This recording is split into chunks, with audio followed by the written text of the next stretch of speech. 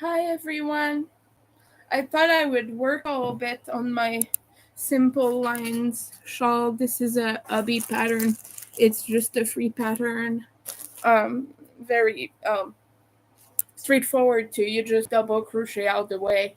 On which I'm using hand dyed wool that I got from the thrift store a while ago.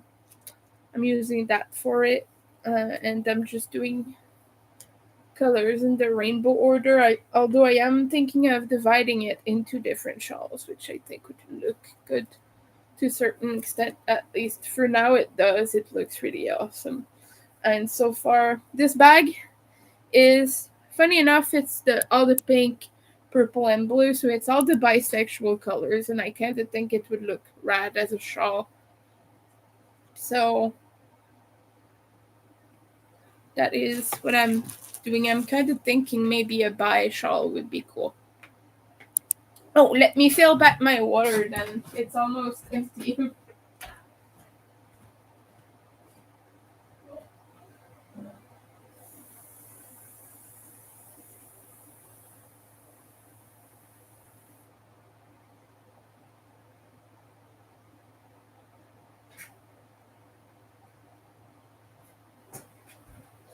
Hello again.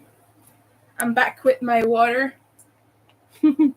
Wasn't gone too long, I hope.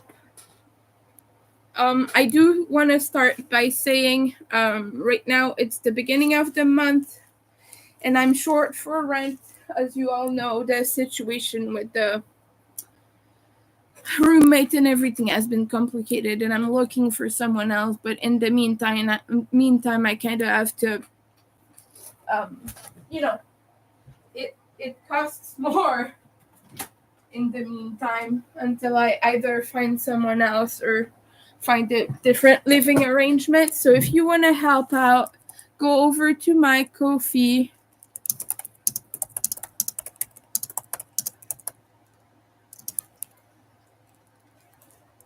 Hold on, I'll put the link directly instead of doing the Nightbot thing.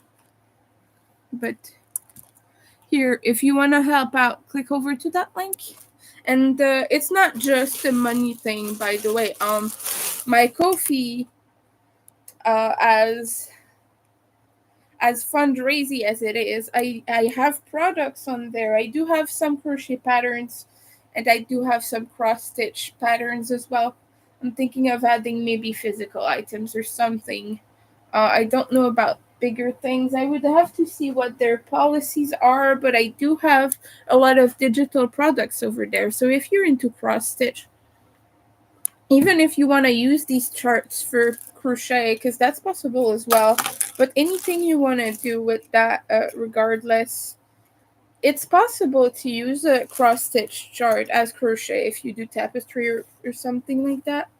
So that is a possibility that you have. I think this is the next color I was gonna use. Let me see, I took a photo for that.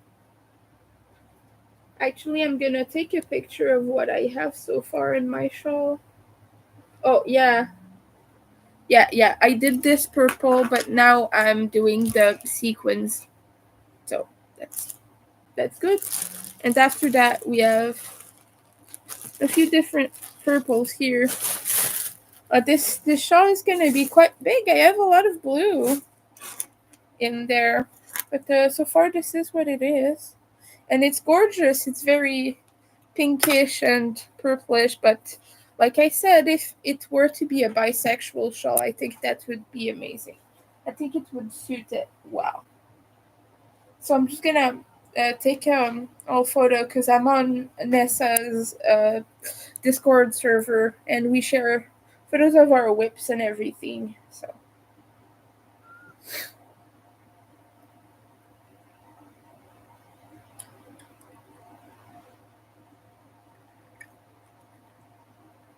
So I'm gonna send it over there. And like I said, this is very mindless and meditative because this is just double crochets, whips, whips.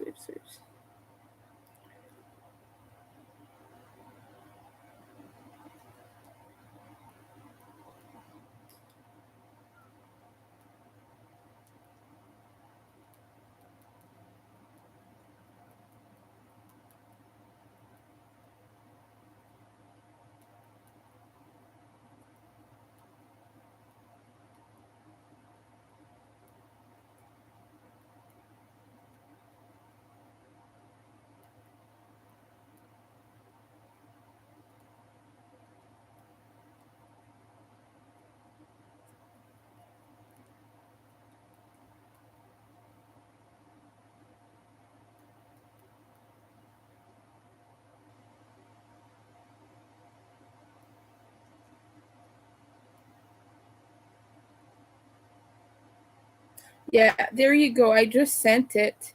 It looks so crazy pink too. Oh, by the way, I did sell one of my cakes earlier. Whoa, great! I just made my hook fall. At least it's not broken. I'm sorry, I was a little bit spicy earlier, right? Wasn't I? I get that's not necessarily everyone's cup of tea. I'm gonna be less spicy now, unless Ian comes and then maybe we will talk about more spicy things. I'm always inclined to talk about those things with Ian. I don't know why, but I guess he's a safe person to talk about that kind of stuff. So, like I said, I get that that's not necessarily everybody's cup of tea. But whenever I feel safe enough to discuss it is when I prefer to do so. And I get a lot of people might think it's not for the internet and things like that. But I'm a big believer in any place is a safe place if you make it one. And I don't really care that some random internet strangers are gonna judge me or sexualize me or whatever. That's on them. That's their problem. It's not my fault if they do that. I couldn't help it anyway. Like, I couldn't do anything. I couldn't force them to stop, even if I wasn't talking about things like that. If someone's gonna treat you like crap or sexualize you, they're gonna do it regardless.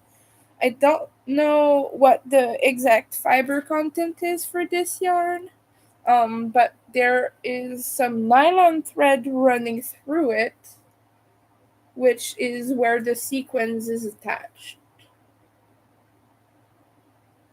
We're gonna find out if I even like this type of yarn very soon. Because I've not used sequins yarn yet. I'm guessing this gets tangled up.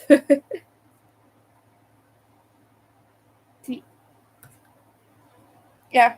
Oh. I'm gonna share a little community post just to kind of help me.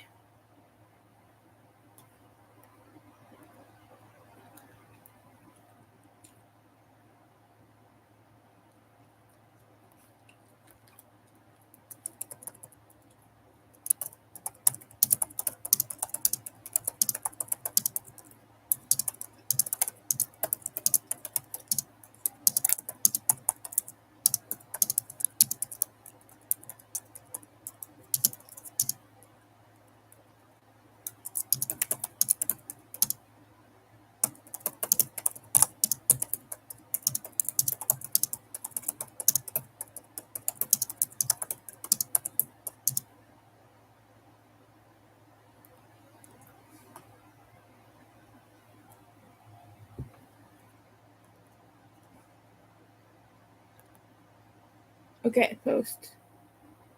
Okay, I just did a community post. Hopefully it helps. Nobody reads my community tab, but that's okay.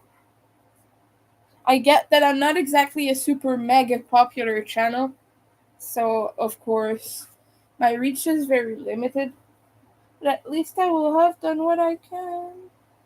Okay, we're gonna start with doing a few rows of this. Like, today I'm not working on my test. I might do a row or two tonight after I'm done with everything down here. Okay, I have a little cute stitch marker. These were earrings from Michael's. And it flashes like this. But it's very annoying as earrings, so I wasn't gonna do that really. Okay, now my goal is to place a few more stitches before I change the colors. Okay, I think the next one is the one. And I'm having fun too. Okay. Uh, I think I told people about this already, but I just placed one half of a knot. You know, the initial crossing the the threads, the yarns like this, and then I work over that. It just solidifies it without having a bulky, annoying knot. It just like the thread is one around the other. Whoa, I'm starting to see why Ian said he didn't like sequins yarns. The hook is kind of trying to work around the sequins right now, and it's making weird jumps. But it's pretty though. It looks amazing. I kind of like that. I'm gonna have a lot of sequins in my work. Well, that's okay. This is supposed to be a little bit of a weird project, so I guess I'm fine with that. And the worked over tail is gonna be grippy too. That always is a good thing. It's always a good thing to have a little bit of a grippy yarn tail. Because it means it's gonna stay where it is supposed to stay. Okay. I'm just gonna weave it in now because I'm a little bit further away from the goalpost. Okay.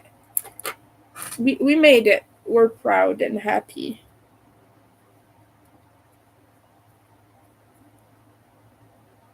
You know that there's a song in the craft. I don't remember if it's in the original, but it is in the remake, like the sequel, not the remake, but the sequel. And it's like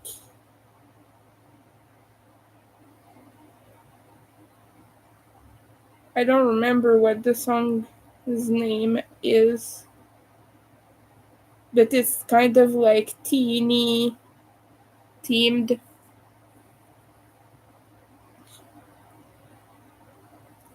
And it's about looking cool.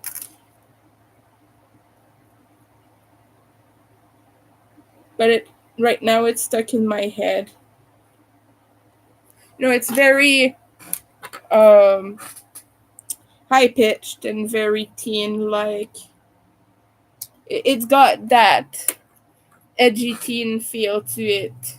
But it's in the craft. If you can place the song I'm talking about, let me know. Maybe it will be easier. But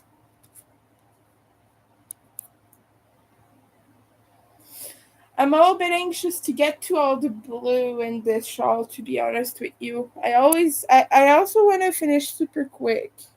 I'm getting a bit impatient to get to the blue. Just I think because I'm doing a lot of purple right now. I've done all the pink, but I have like 5 mini skeins of purple. Although I do have to consider that I'm gonna need more skeins as it gets bigger, of course. Since this is a shawl, but I'm just like, oh, I really hope I have enough space for all that blue. Although, if it's a problem, it will just be bigger. I mean, shawls can be big, and that's okay. And the other one, since it will be green to yellow to orange to red, I'm comfortable making that kind of a fall color shawl. I think that would look pretty neat. I also have a brown and a gray, so like as a border maybe. And that would probably start with the red and then go towards a green center. No, go towards a green border. Uh, yeah. So yeah, I think doing two different shawls with these yarns is a good thing. Oh, that sequins yarn is very thick, very thick. It's thicker than the yarn that I was using before. And I think it's because I was saying some of these yarns are thicker and thinner. They're just put together in a bag to be sold at the thrift store, but they're not necessarily part of a set. But I think they just did a huge color range and then they put everything together into separate bags. I grabbed both of these bags. I was I have to have both. I can't just grab one. And it was $8 for both. Like it was seven something. They're close to $8 anyway. 7.90 maybe. So I'm saying eight, but I'm just really happy that I saved these little skeins of yarn and brought them to live with me. I rescued these yarns. That's really what I did. Now they're gonna live happily ever after in some person's home once they become a shawl. Well, they're gonna live in my closet until I sell them, but you know what I mean. Oh, it's already looking cute. You can't see right now because it's still just half a side of a border, but yeah. Okay, I'm gonna do something with this. This is getting tangled. I don't want it to be. And I think I overestimated the amount of this yarn. So I'm not gonna have to deal with the annoying sequins as much as I thought. That's okay. I think maybe it's because it's a bit thicker. So, well, that's a good news when you don't like a yarn and you have less than what you thought. It's not that I don't like it. It's more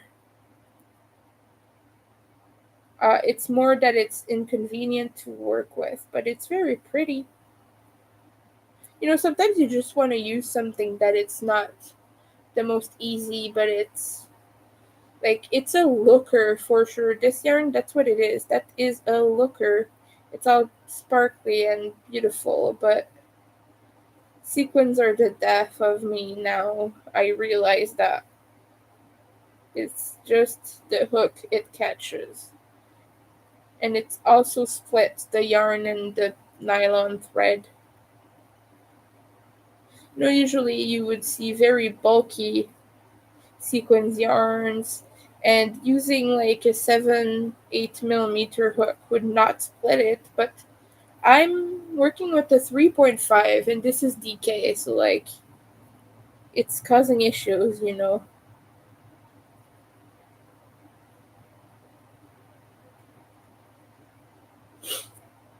And if I can at least finish this one skein, that would be good. So tell me what you're working on.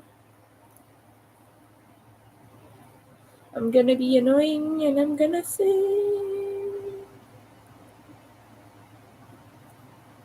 But yeah, that song that is like edgy, angsty teen, I was uh talking about from the craft, it really much fits. It very much fits the vibe of like teenage little witches. It fits the whole vibe, so I really understand why they picked that song. Like I'm not trying to speak to it in a mean way at all, but I'm just saying that's totally the vibe of the film. The second one, the sequel, is a little bit more modern. It's not really so much angsty little girls as it is um, teens trying to really make it. It's violent too.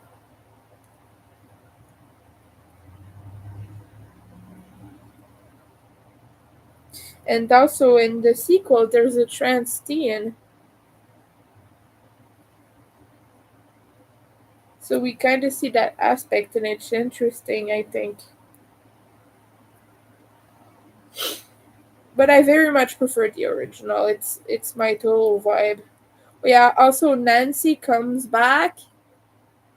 Not in the way you would expect her though. Well, I guess it kind of was expected, but she's back. She has a very important, even if not. with much screen time role, but her role is crucial to the movie.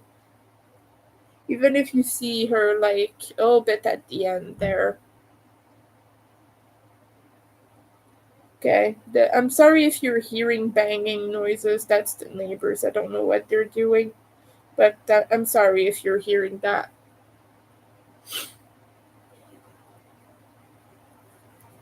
So yeah, today I'm just working on the shawl. So far, it's a little bit small, but it's growing rapidly.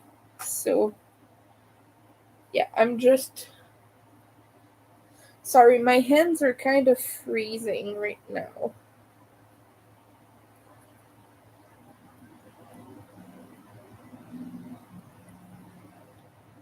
I hope you're all having fun.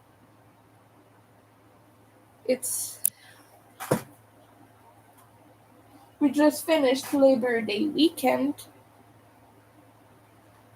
and Labor Day yesterday. So hopefully you all had a good break or good vacation or good off day if you had the day off. Hopefully you were able to take care of yourselves. I know a lot of you are sick, so I'm hoping we're feeling better with that. I know Zach was sick. I know Lydia was sick a while ago. And I'm always sick.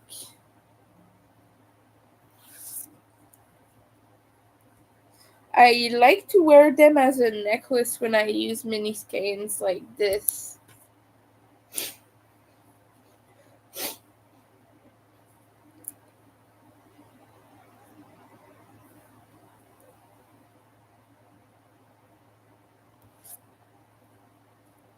But see, I'm already unraveling a lot of this.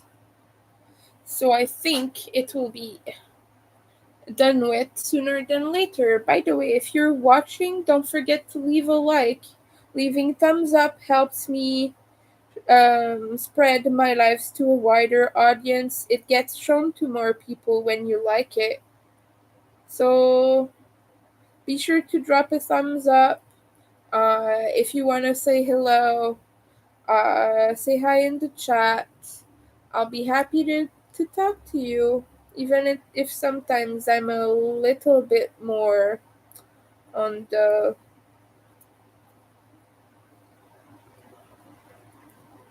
um, non-social side a little bit, maybe. Yeah, I have a funny story about that. But you know, when you go to doctor or psychologist or a psychiatrist or any kind of therapist, really, for not necessarily an assessment, but they're trying to see what's going on and how they can help you. And my doctor was asking me questions, and I was like, I've never really felt this push to mesh with the other kids. I really never felt like I had to build meaningful connections with them just because I was happy playing by myself. And it was like, she said immediately, no, that's not autism. You have ASPD. I'm sure you have ASPD. And I'm like, whoa there, calm down. Not wanting to talk to other kids is a textbook symptom of trauma, and of a lot of autistic kids experience this because they don't feel like they fit in, and every time they try they get like pushed away. So it's not a symptom of ASPD. A symptom of ASPD would be if I like actively refuse to, or if I, well, it's different, right?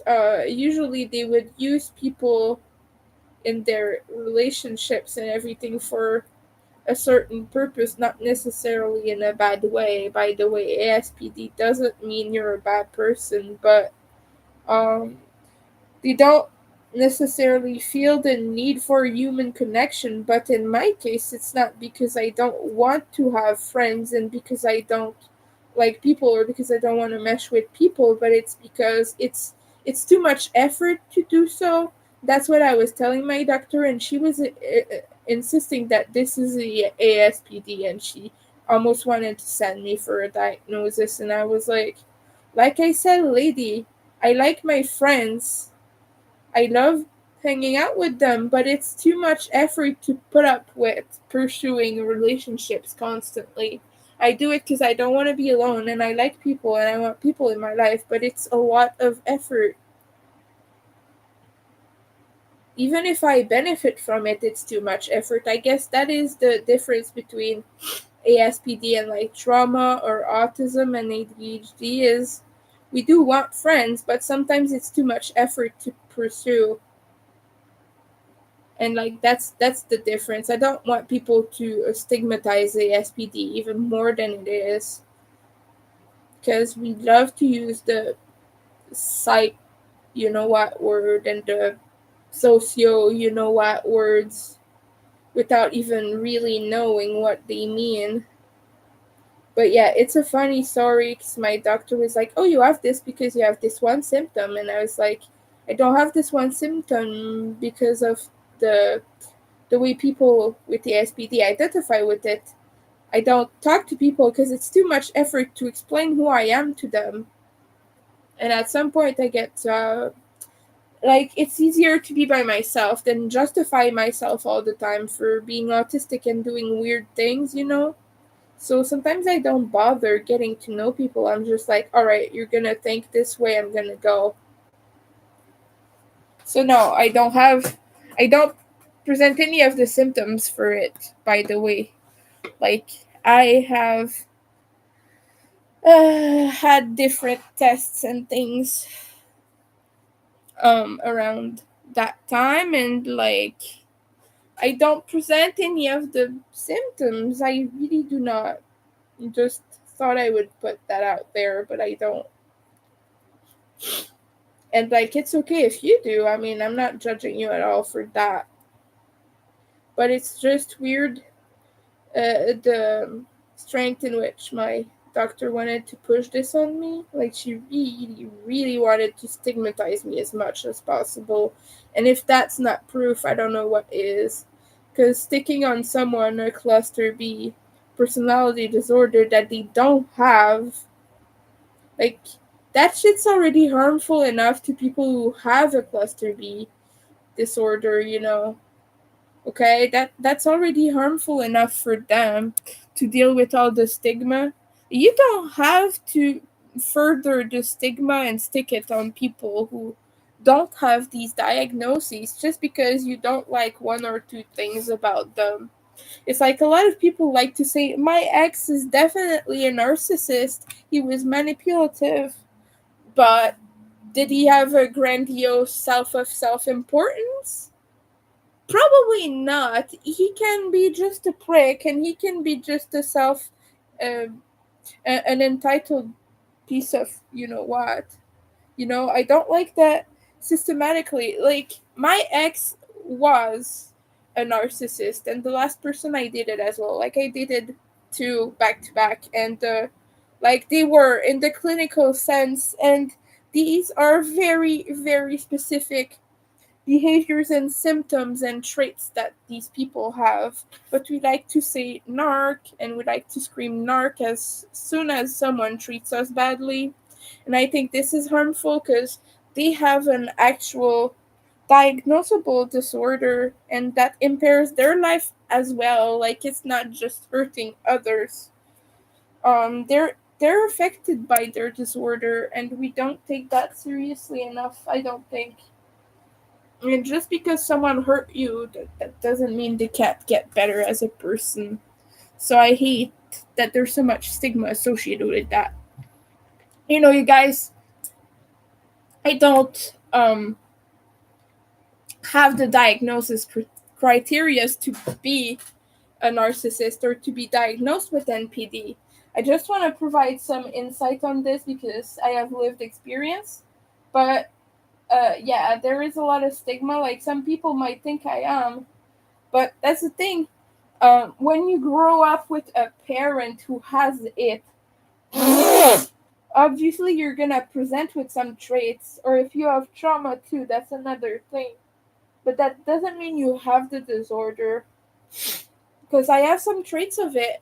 I grew up with a narcissistic parent, and so I learned behaviors, and I learned to cope with certain situations in a way that most narcissists would. But I do not have the disorder. Typically, narcissists do not have the emotional component of empathy. By the way, stop saying that narcs cannot empathize. They can, but they're only able to show the cognitive side of empathy, so they're able to understand how others feel really well, and that's one of the things that make them um like very prone to manipulation and things, is because one, they can tell how you feel just by looking at you and talking to you. They're very quick at seizing how you feel and things like that. But they cannot feel remorse, and they don't feel that empathy. They just know that empathy, if that makes sense. It's all intellectualized to them. And so that's why they're associated with a very high rate of manipulation, is because they're not going to feel any consequence to their actions on that regard. Like, they're not gonna be in pain if you're in pain. They're not gonna feel bad about hurting you. But a lot of narcissists are very aware of this, and they're actively trying to not do these things.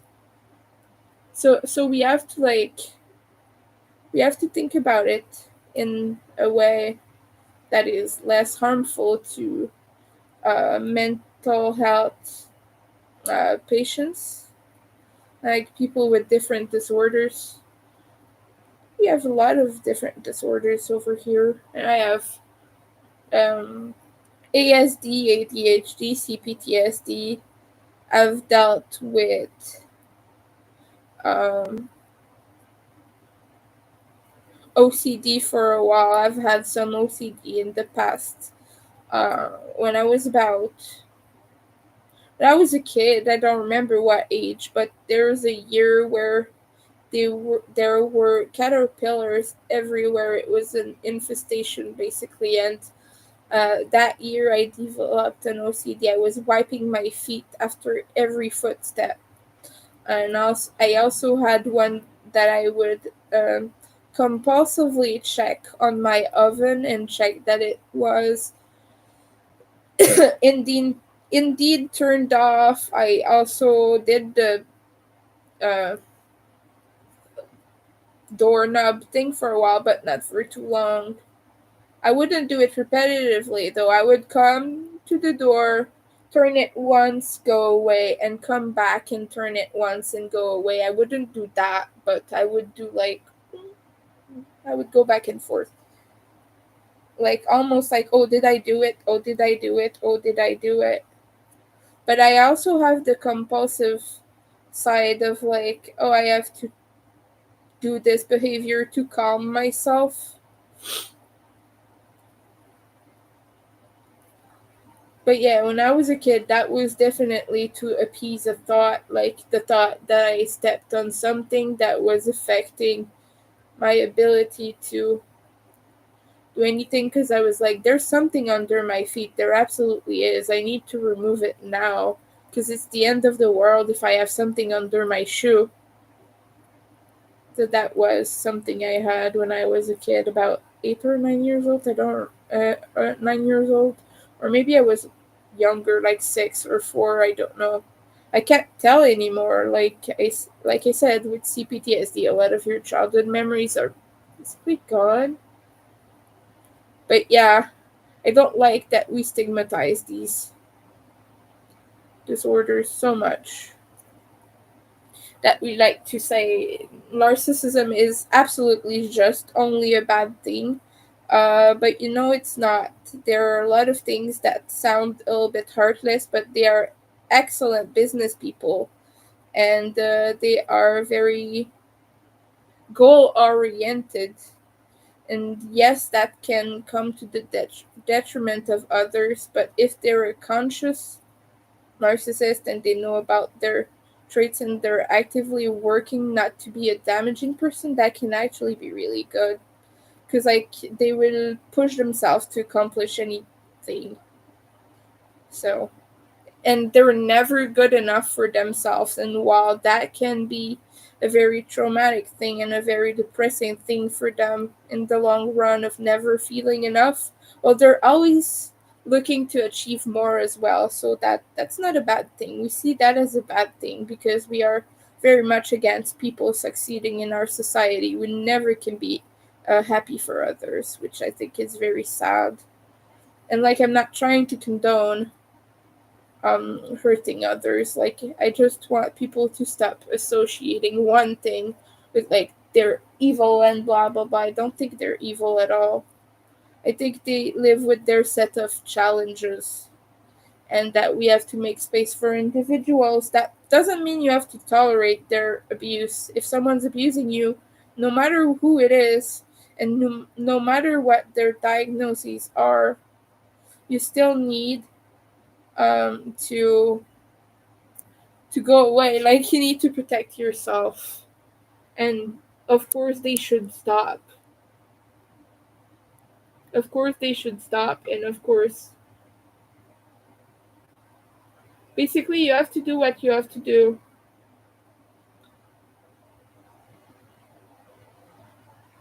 What's that? Oh, okay. I had a notification. I couldn't tell what it is.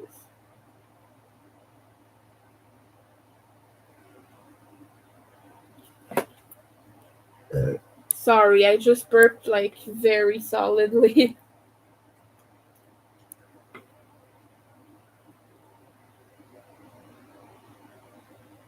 Okay, I'm done with the burping, I hope. I apologize. Oh, these sequins are so the death of me. Yeah, I wanted to finish that skein still, because it's for this project. I almost felt like removing it to even out the project, like, to not have a random skein of sequins in there. I also feel like it makes the project less soft. Well, it's not gonna impair the washability because I advise hand washing anyway, but, like, on any hand dyed yarn, I always write hand wash only. And if you don't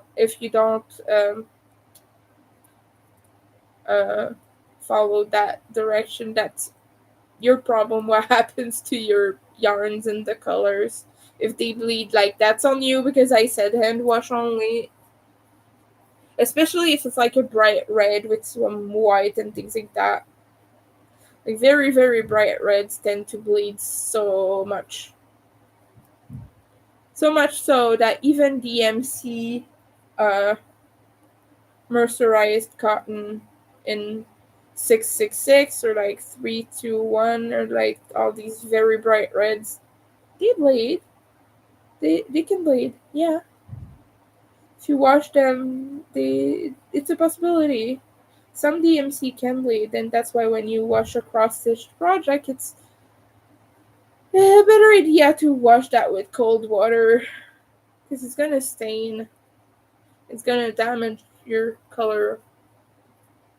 Like, if you have a white fabric or a cream fabric or anything that's lighter, if it's black, it doesn't matter as much. But, like, I have a project I made for a friend, and I just sprayed it gently with water to block it, and it's a rainbow mess now. But that's okay. It's still pretty, and the friend will still appreciate. I know her. She loves all the rainbow stuff. So much so that her username is Rainbow Haze on Instagram. So if you want to check out her stuff, she does a lot of cross stitch right now. But if you want to check that out, go ahead. She's amazing. But yeah, I made her a piece of cross stitch that is all rainbow threads, and, like, it stained. It's okay. It's okay though. It's still a beautiful project, but like I said, uh, to use with caution. Like, you will know. You're going into this knowingly now that I've told you. Not that I think this video will be very watched, but maybe I'll go viral for telling people not to wash colorful stuff on white fabric with anything else than cold water. And hand wash, maybe even hand wash would help. Not necessarily on everything. Although when I cross stitch something, I don't even normally, if I want to block this, I don't necessarily wash it, but if I want to block it, like, I'll just wet it and I'll settle it down and let it dry. I always block my stitching pieces. I even painted the, not the frame, but the hoop. I even painted the hoop a bunch of neon colors for her that go with the rainbow thread that I used. What I used was like Threadworks or something, one of these fancy hand dyed embroidery flosses. I hate these sequins. Oh my. I'm gonna tell Ian. I hate sequins. You were right. These suck. I'll tell him right now. He'll make fun of me, but that's okay.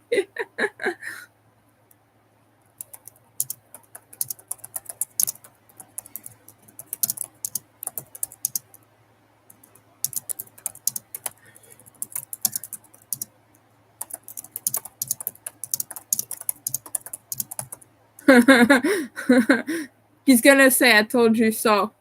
I hope not, but I deserve that. Like I said, it's pretty, but oh my god. It's pretty, but I hate it. Look, it looks nice. It's got these subtle girly Barbie sparkles.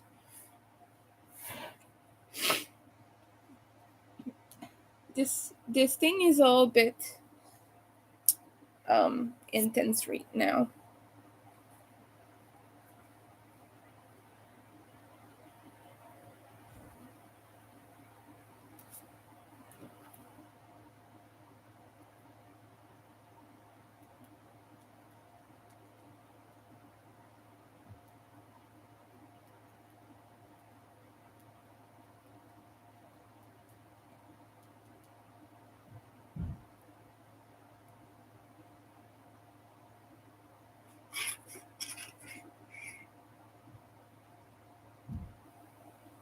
Wow, the neighbors are intense right now. Did you hear that? That was a loud bang. Damn it. Humans, stop being so weird. Dear neighbors. They're banging it so hard that the floor is shaking. I'm on a chair right now, just to give you an idea. I'm not touching the ground, and it's bouncing up and down. Oh boy. That this is dwindling down quickly, so I'm happy. After that, I'm done with the sequence. Yeah, I'm gonna keep it. If someone doesn't want sequins, they won't buy it then.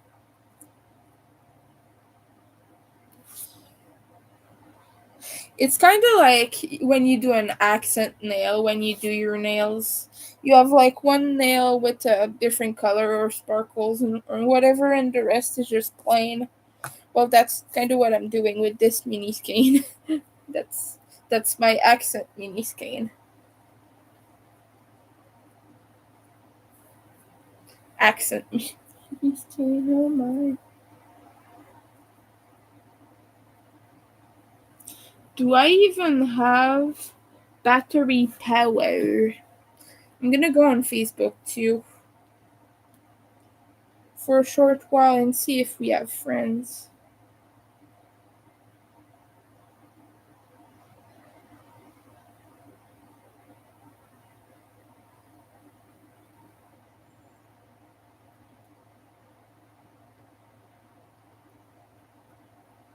Shawls is what I titled it. Okay, let's put that there. Hi everyone on Facebook. I am crocheting a shawl right now. This is the Simple Lines shawl by Hobby, and it consists of just double crochet everywhere. This is a free pattern on Hobby if you want it, by the way. And like I said, it's just double crochet, so it is very easy. And right now I'm using a skein of yarn that has sequins in it, and it is the worst.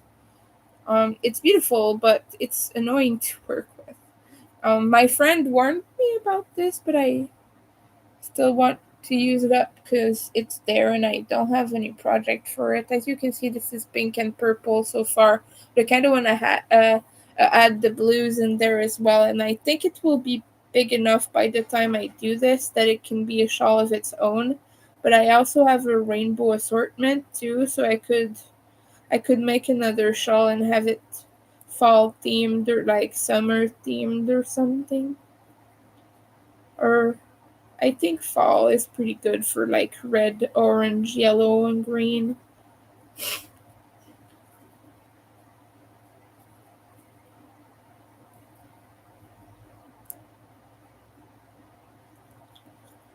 So yes, that's what I'm doing now.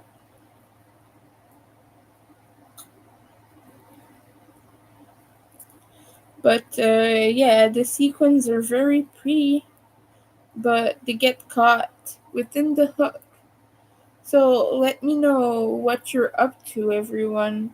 If you want to say hello or chat, or if you're very, very busy with work because you haven't worked yesterday or this weekend because it was Labor Day. So maybe a few people are completely swamped with work. That's probably a thing. No. Okay. I'm stuck in a stitch now because I'm working on the area of it in the last row that is just the wool. So a thing with switching skeins like this when you use scraps or mini skeins is you will often have to change colors, and it changes colors at random spots within the project. My first color change was at the beginning of a row, but this one here is like right in the middle, so like sometimes it gets a little bit more difficult to do that transition properly. My goal for today is at least finish one mini skein. That's a goal I've been giving myself so that this project moves along smoothly because like, I'm not going to be working on it a lot. If I finish at least one a day, which is about 50 grams, I'm happy usually. I've done 1.5 last time and it was amazing. Like I did the rest of this dark pink, like this magenta, and then this purple. So I did all of this. I had 14 rows total that I did in one session last time, so I'll probably have less now because this is getting big, but yeah, let me know what you're up to. What music are you listening to right now? Let me know. I've not been listening to a lot of music right now lately.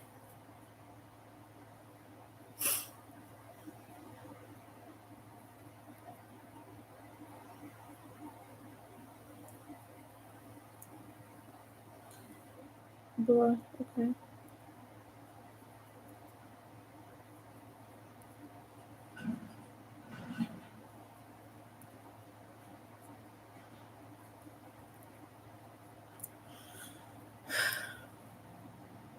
I'm sighing loud. Yeah, but the one thing with these that is a little bit tricky to deal with is as you go, the sections get so thin. And so I don't want to have sections of blue that are just like short rows. And then you don't really see any of the blue, you know what I mean? I'm a little bit worried about that being a thing. Because, yeah, right now you still have a few rows of each color, but that's going to change. And I also don't have the same quantity. Some of them are 2 mini skeins or even 3 larger skeins. But some of them are just one tiny little one.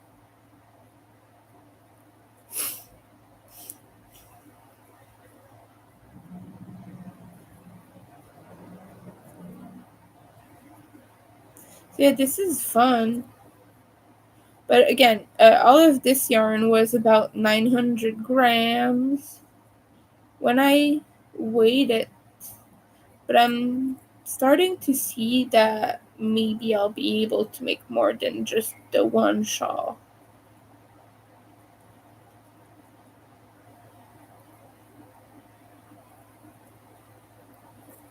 Yeah, I'll probably be able to make another one that's like the classical attitude, which is a bunch of double crochets but with chain ones, rows of chain one, skip one, double crochet in between. So it has some holes. It's very pretty too, and it's much quicker to finish.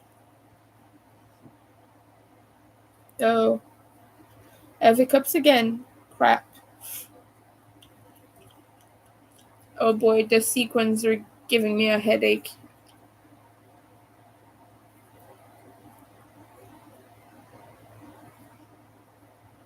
I'm having focus migraine right now.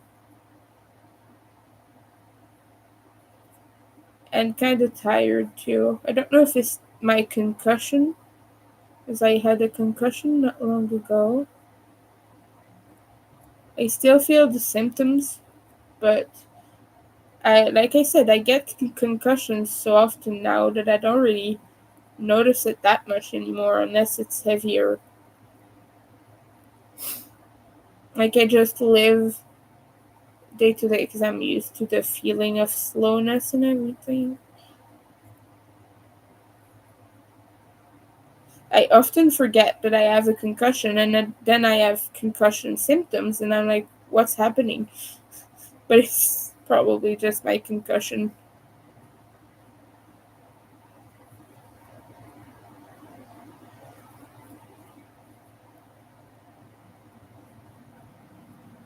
Yes, I wear them as necklaces. It's a super good trick if you don't feel like winding a cake for mini skeins. Like sometimes that's just annoying. If you don't want to do it, you can just do that.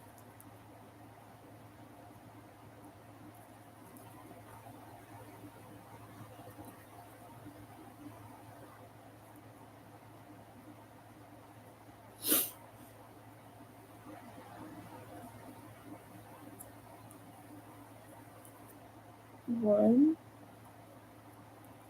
two, and three.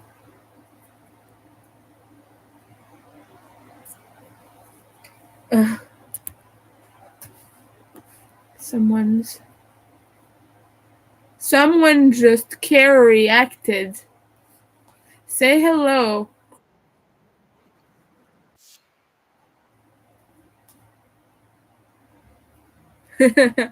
All right. It's getting big. Ooh.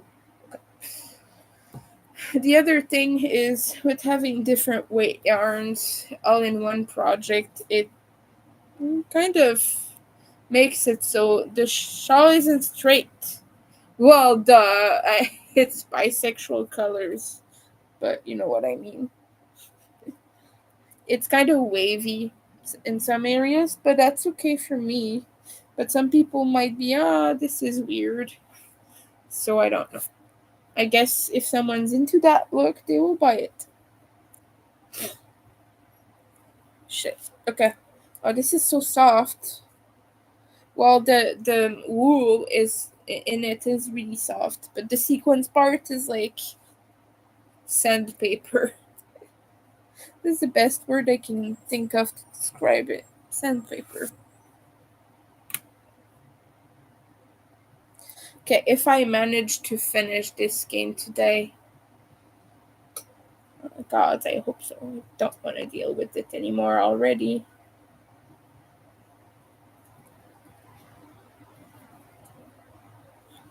You know, the test blanket that I'm doing, now it's getting so big that having it on me heats me up, keeps me hot, and that's not good because we're still summer.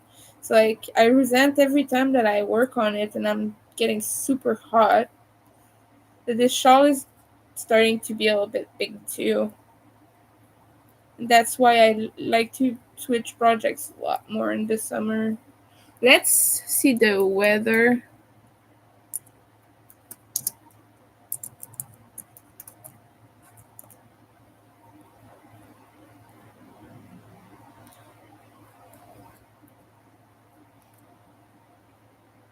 Nightbot is taking its sweet time.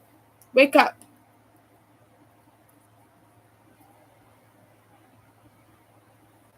Okay, we'll wait.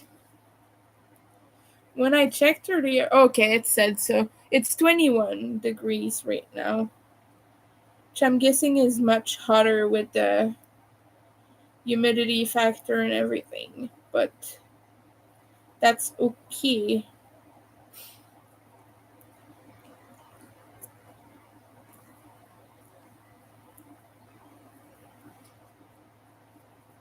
It's lovely.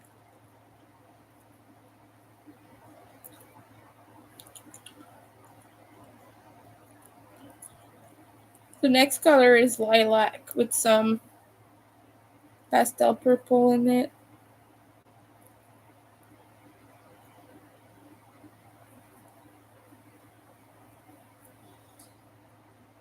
This one is more mauve. It's slightly darker than mauve. It's a pinkish mauve.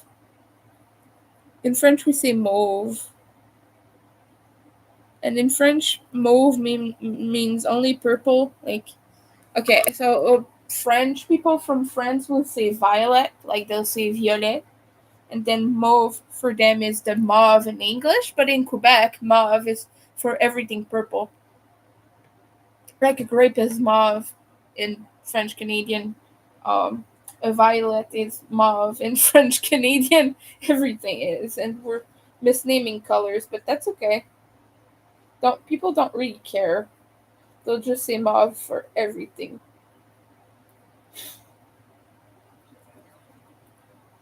That's why I tend to say purple a lot more than anything else when it doesn't necessarily apply. Like violet and mauve are very different. Violet and purple are two different colors. Violet is tainted with blue, and well, tinted, not tainted. But yeah, violet is tinted with blue, and purple is tinted with pink.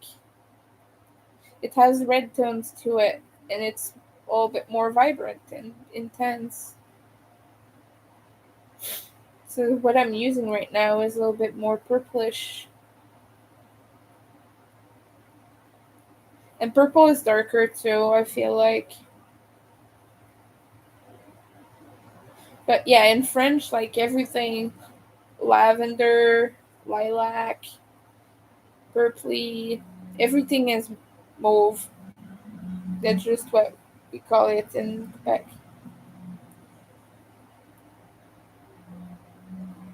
Like, I've never heard anyone over 30 or that wasn't an interior decorator use any other word that is like lilac, lavender, violet.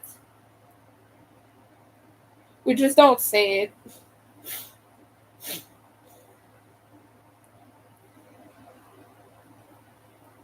Unless we're very much into fashion and all that stuff, which is totally okay, of course.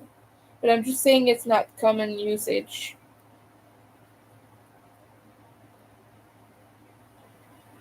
We had quite a few people in my spicy live earlier. I'm so sorry that I was talking about BDSM. I had to 18 plus my video, but and I left right towards the end of it too. I'm sorry, but I had to deal with personal matters too. So I promptly escaped, but it was nothing against the conversation or anyone in particular.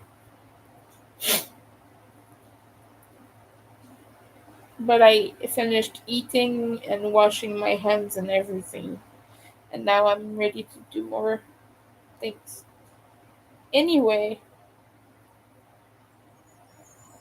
I just hope everyone is enjoying their day, truthfully.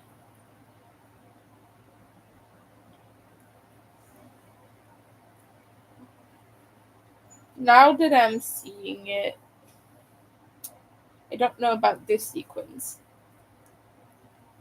I guess it will stay.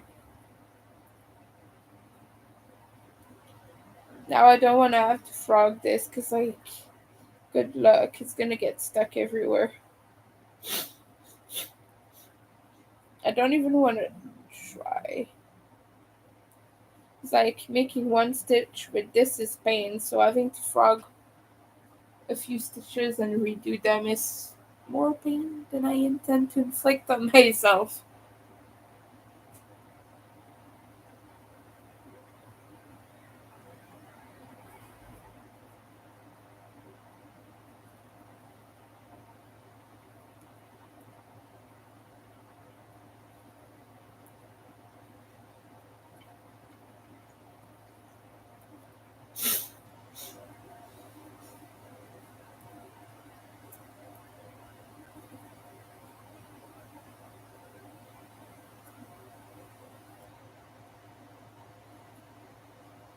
But at least when you make a project such as this, it's a lot of artistic liberty, so it's not like as firm.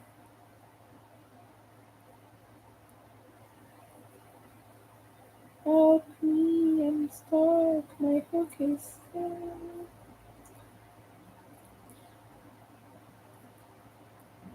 Lily, Lily, blah. Blah, blah, blah. Am I annoying? Still wearing my Vivisect 6 shirt, the skinny puppy.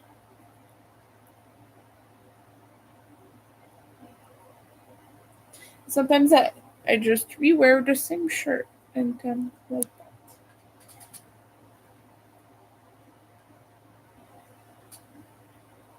not really done anything in the past few days. I've not gone out really.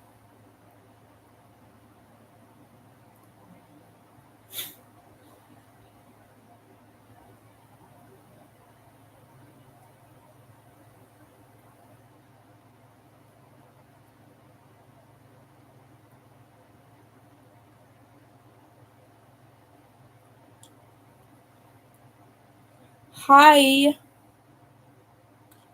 Oh, I just missed a stitch there.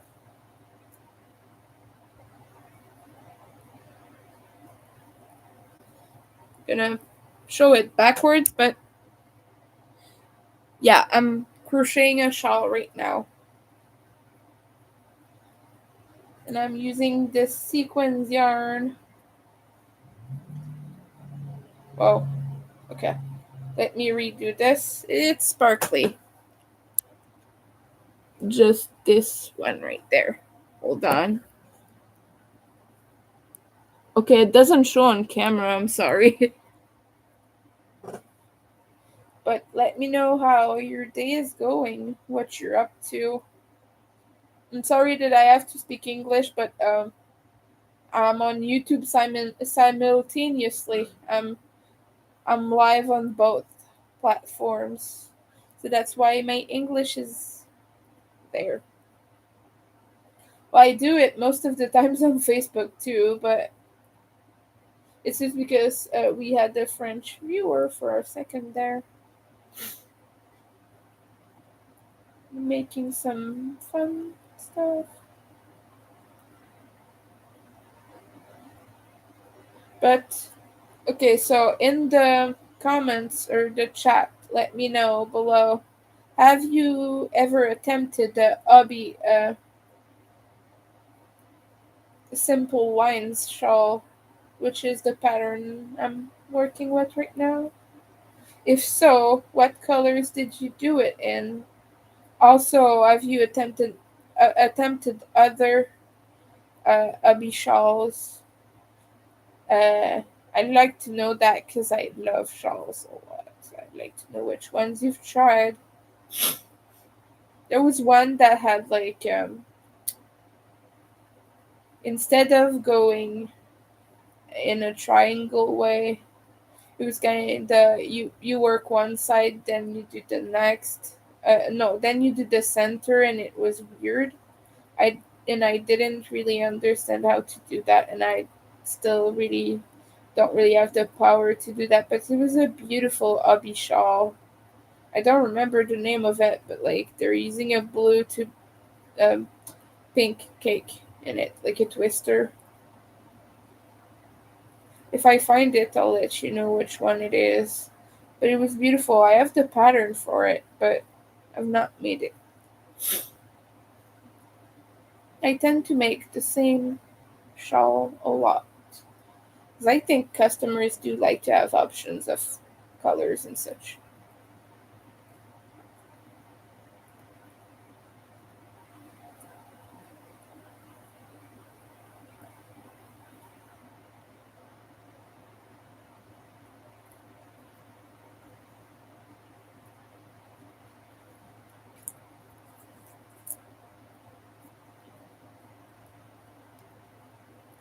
Okay, I'm already almost out of this.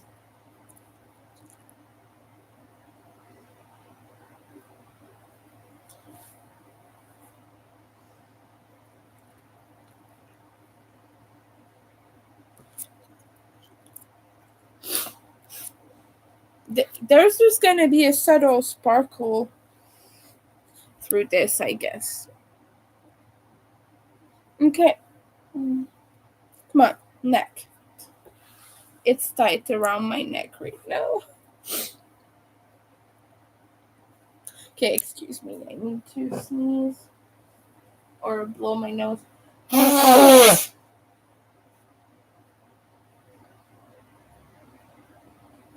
I guess it's not been that bad so far for today. This morning it was horrible. My allergies in my nose were just like not having it at all. Oh, okay. Oh, let me sit better than this. I wonder why I have back problems at such a young age, but aside from being neurodivergent, I sit horribly. Okay. Oh, right.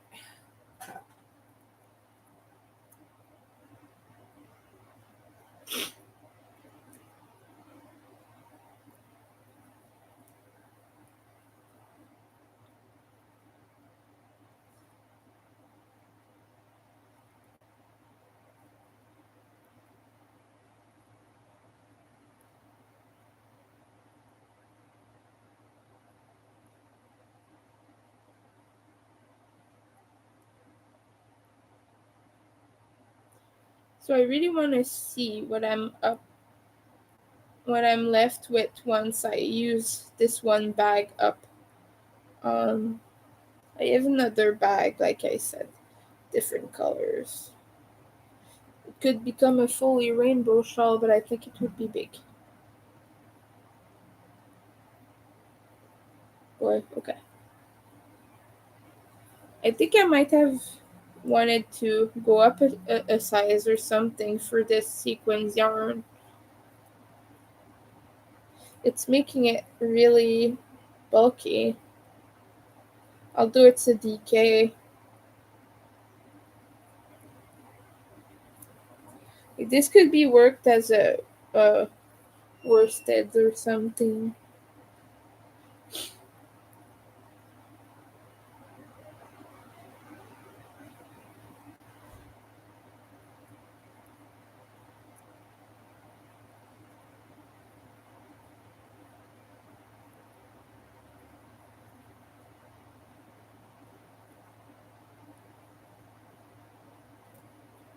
Yesterday I did a coloring page. It was really nice. I was watching my friend Zach. We were just coloring and drawing and chatting people.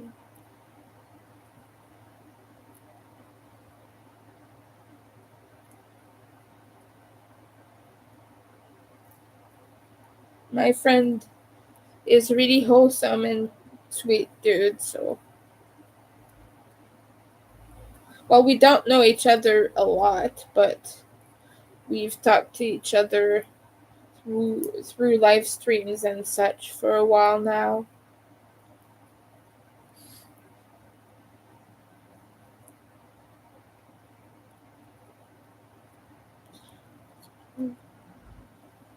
But I always love doing coloring pages because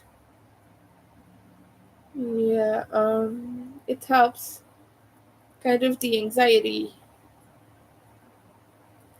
dissipate a lot. And obviously I am terrible at that because being dysgraphic holding a pen and like coloring within the lines is like a little bit of a nightmare for me.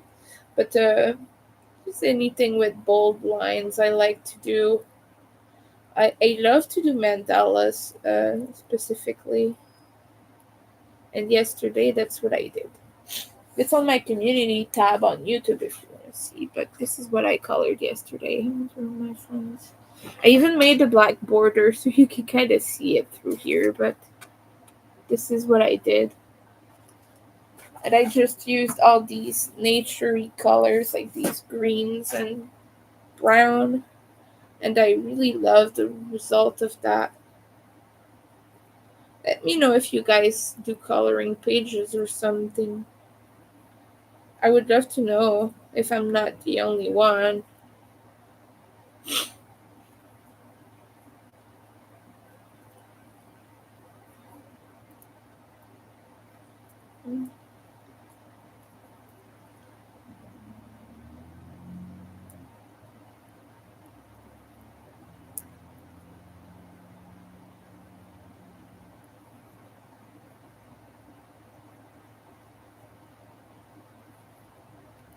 No, I'm stuck. Alright, we got through. So I'm kind of having a lot of fun with this shawl.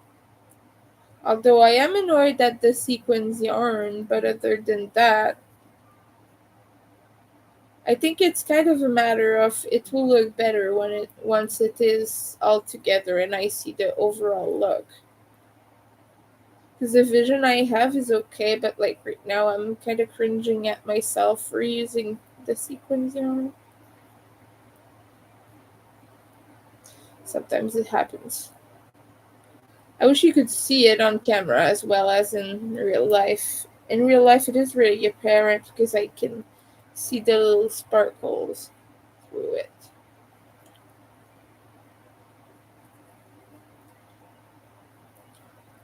But I feel like sequins and things like that, they really scream queer, drag, and all of that. And like, I feel like this shawl is kind of perfect for that.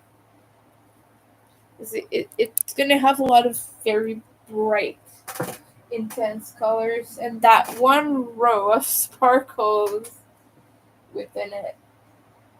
And like to me that screams all bit glam, fancy.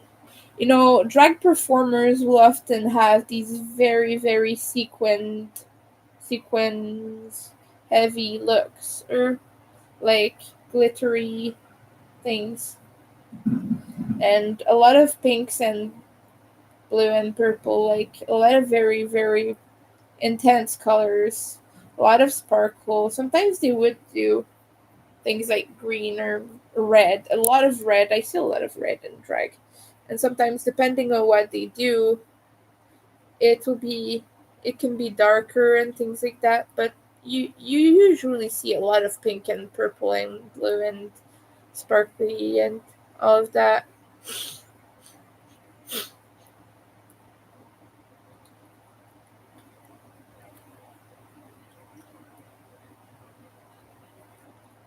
So far, this is a little bit drapey.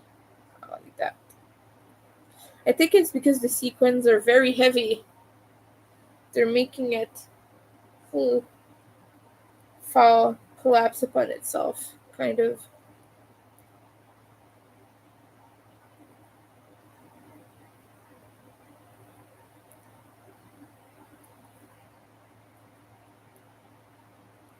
Oh boy. But let us know what you are up to.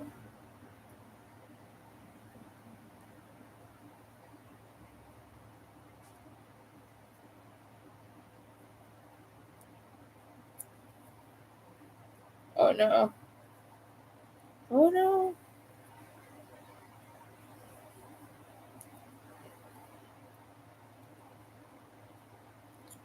No, I want to talk about when I was in college because I don't talk enough about stories from the past in my life. I talk a lot about my current situation, but there are fun things that have happened to me that maybe I don't really talk about enough. But I started university. Yeah, I'm gonna talk about my university time.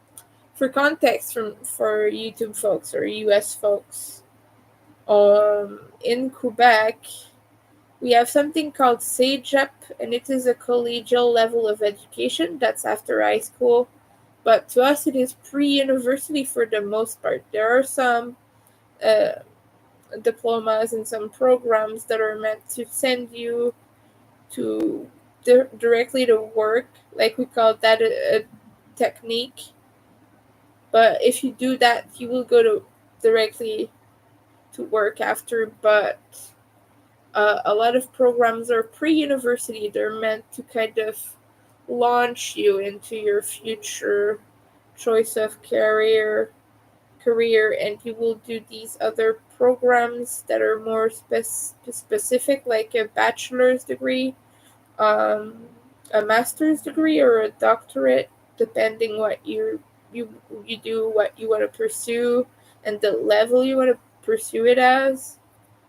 So, okay, I went to college for about 10 years. I changed um, programs a lot, and I quit and came back a few times, and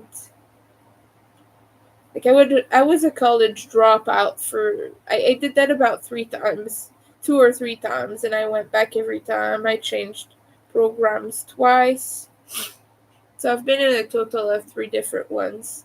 I've been in languages, social sciences, and um, literature and arts.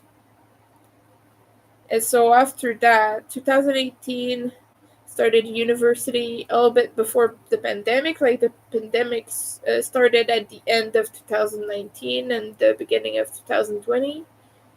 Uh, and before that all went on, I I was having you can do full time, but you can reduce your amount of classes up to 4. After that, you're part time. At some point, I just had to have less classes because it was too overwhelming for me. So it took me more than the prescribed 2 years, and I never got my diploma. By the way, my university diploma, it didn't work out for me, unfortunately. But and right now I'm too overwhelmed to study, but I did that for a while, and went to school until the pandemic arrived, and I quit when we were doing the whole uh, Zoom thing because I couldn't focus. I was just petting the cat. I was just petting my cats, and I had more than one at the time, but I was just petting my cats, and I was just like not really doing anything because I was just so blasé and depressed and all of that. And but while I was in university, I went to a progressive university. All right, it was a very leftist space.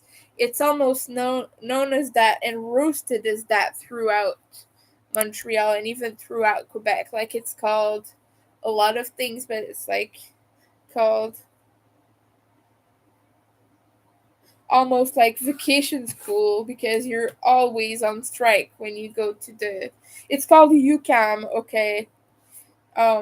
University of Quebec in Montreal. That's what it stands for. But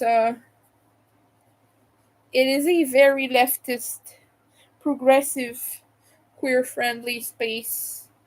Although that is debatable, there are some teachers who suck within that space and they suck the life out of you. But within my first um, 4 master, because we do 4 months, I can't say a semester because that's not 6 months. We have about a month and a half of in between time between sessions, but we call those sessions, by the way.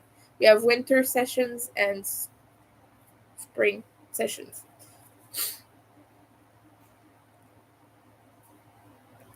But yeah, during those time, I was off school for most of it.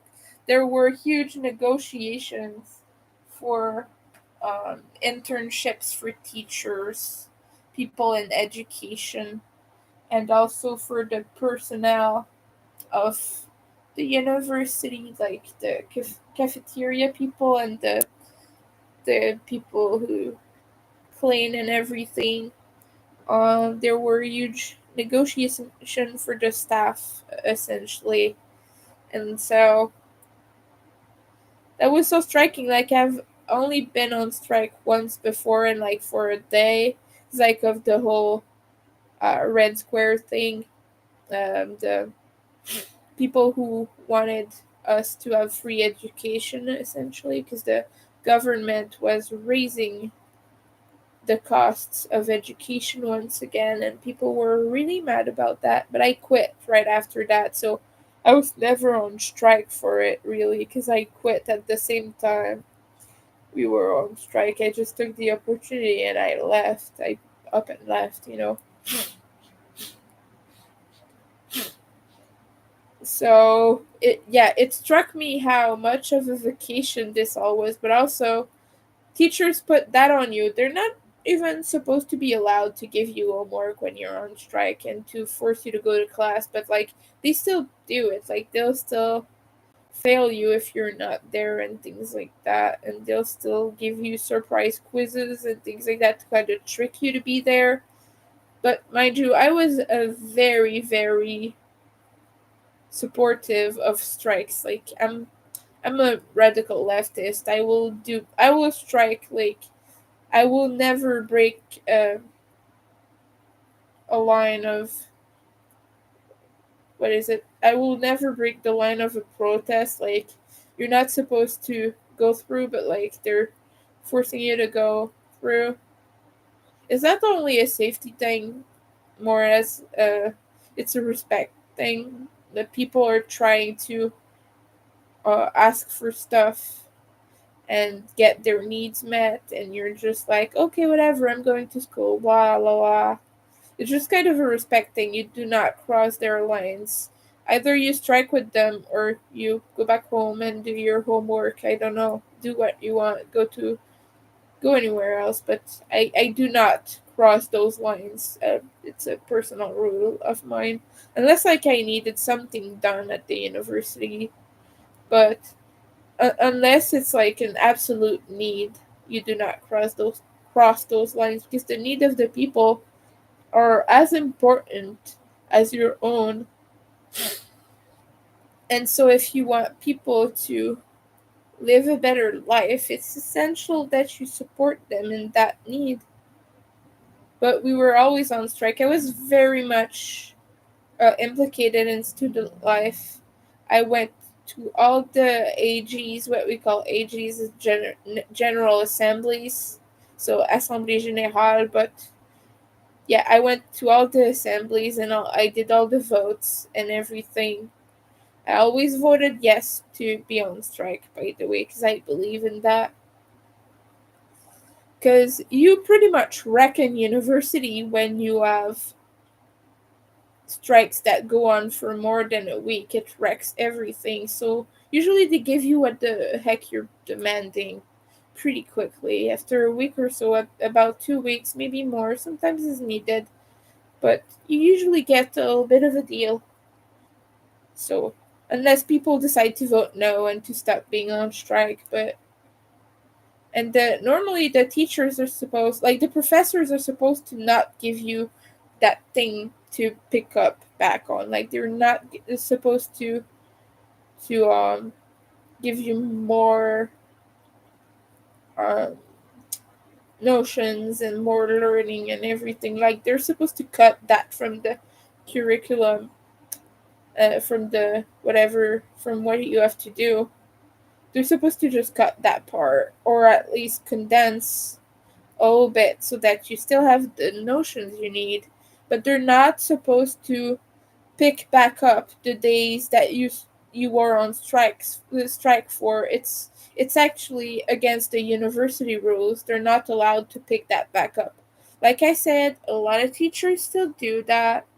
It's unlawful. You can protest and um, you can ask the university to penalize your teacher or your professor if they do that, by the way. Like, you can denounce them, but they're not allowed to give you the work to pick back up.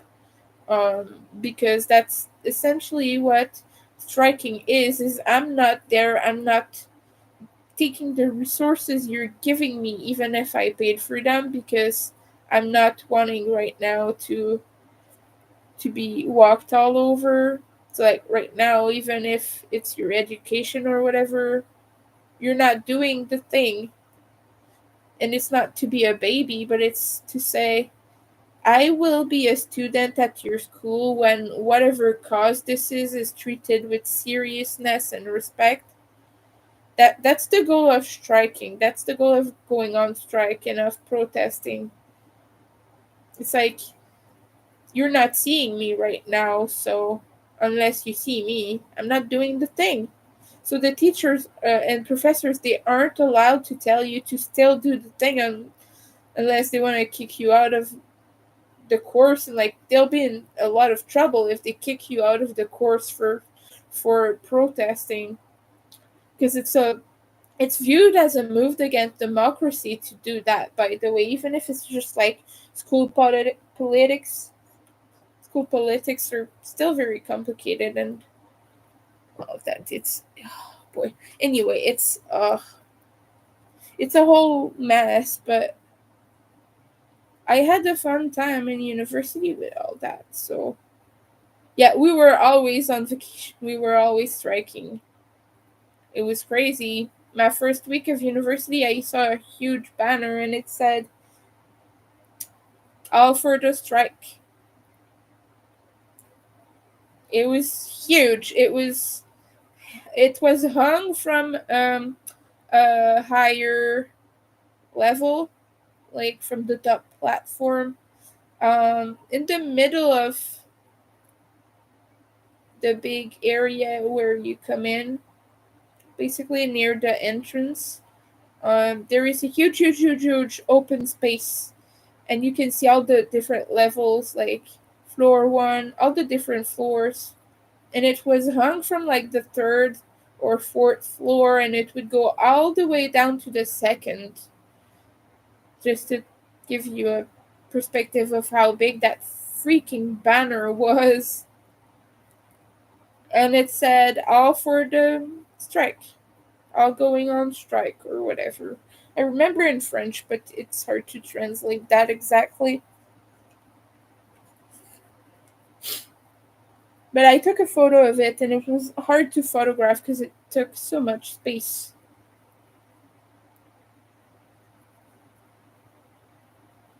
But yeah, this is fun. Yeah. I like talking about this time of my life. It was a nice time.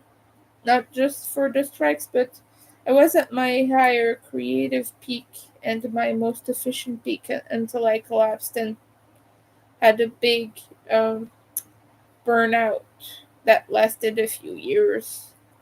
And now I am where I am, and I'm not able to go back to that place.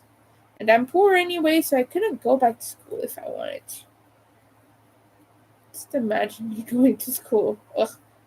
Thinking about it irks me. I don't think I could. My brain is not in that space.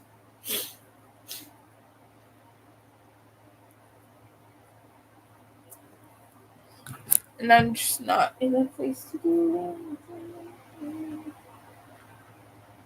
I do what I can. That's what I'm in a place to do. I work all day, every day anyway. On my yarn and my crochet, but other than that, I couldn't go back to school, even if I had the money to. Because, as you know, with CPTSD and anxiety and all that, it gets to a point at some point where doing anything at all is just overly difficult. It's just like I don't have the energy to focus on anything specific right now. I don't have an attention span. After 5 minutes, my mind wanders, and I'm not able to pick up. I'm not able to listen to a professor a lecture. That would be hell. They're like 3 hours, okay, and you have like two small 5 minute breaks.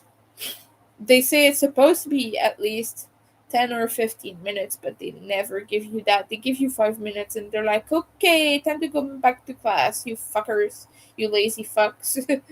Basically, that's how the professors treat us in university, but alright.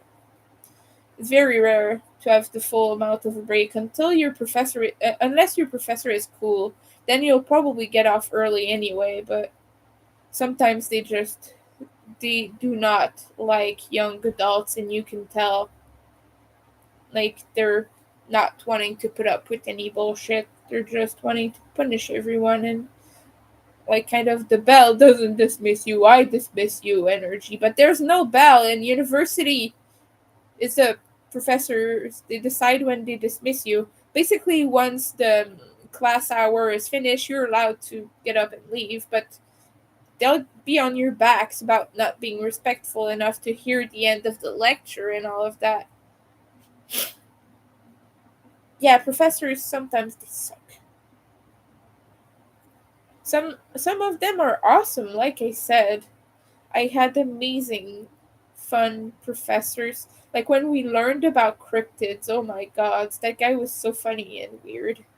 But he told us about cryptids and marine monks, so which are very fun one, but basically within the ocean there is a whole clergy there, uh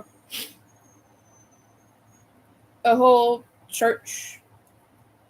It's a Christian thing, but basically there is a whole thing underwater, and there are different ranks and everything, and people who would go to sea, like on a big ship, they would see these marine monks, which kind of look like mermaid with a crown of hair. You know, the very well known monk hairdo with the big round top of the head that is shaved off. They basically look like that, and they look like they almost have a robe or something, but they have flippers too because they're fish, obviously. I'm so happy to be telling you about these cryptids, by the way. But yeah, they really believed that was a thing, and even thought these were presented to the court, like the king's court in some places, and like so the goal of these fishes were to deal with the kings and everything. It was to present their religion to the kings. That was their goal. That was their whole existence. That's what was thought of them. And so we learned about that. That guy was so silly and funny, and we talked about cabinets of curiosities. Fascinating subject. Very fun. Very fun to learn about.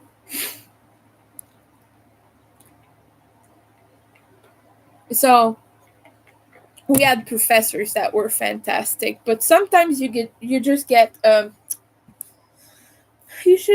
few bad ones who aren't there to be any kind of nice to you in any way. But yeah, you just deal, and you just do what you're supposed to do because you're learning, and that's like a very huge privilege you have to be able to go to university. Not everyone can afford it, but not everyone can simply just do it at all. It's a difficult thing. Okay, I'm like stuck in my nets right now. Yes. Oh, okay. Oh boy.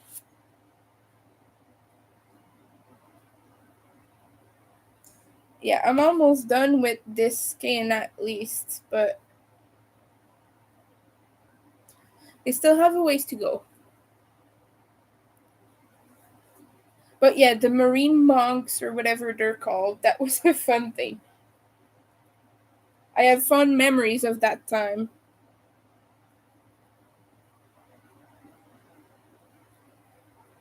And my favorite professors are those who brought us to museums or actually taught us things that weren't all colonized and boring.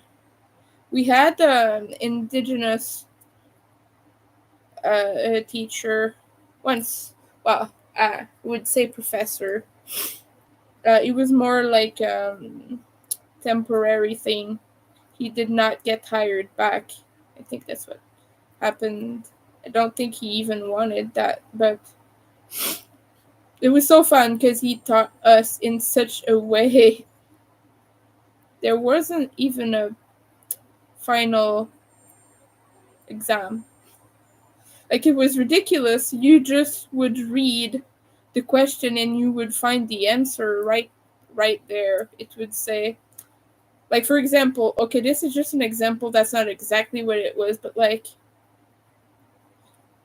uh what is the yellow colored mentioned in this question? Like, what is the yellow color in this question? And you say yellow. Like, that was how easy it was to do this test. And it was just a big fu to the whole university. That's what he was doing, and he was like, "That's not how you learn. You learn from experience." So he brought us to museums the whole time. He brought us to galleries and museums and beautiful places and different cities. Every time we would go there, and then we would have like a few classes in between, but a lot of them were just go there and there and there, and I was poor as fuck, but still went because that was the most fun and the best class we ever had.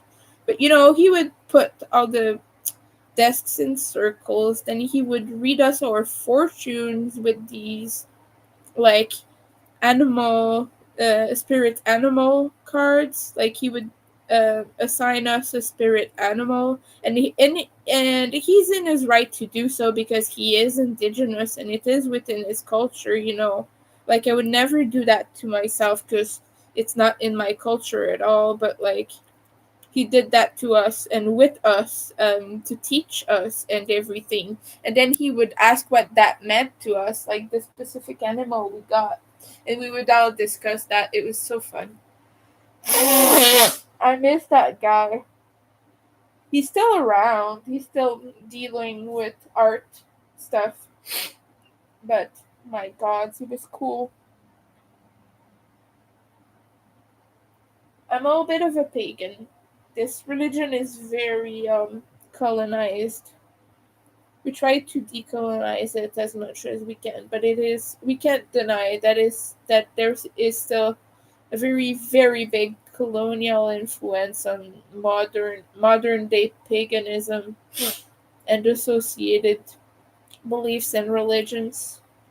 It's a very colonized thing nowadays, but I try to minimize this as much as I can.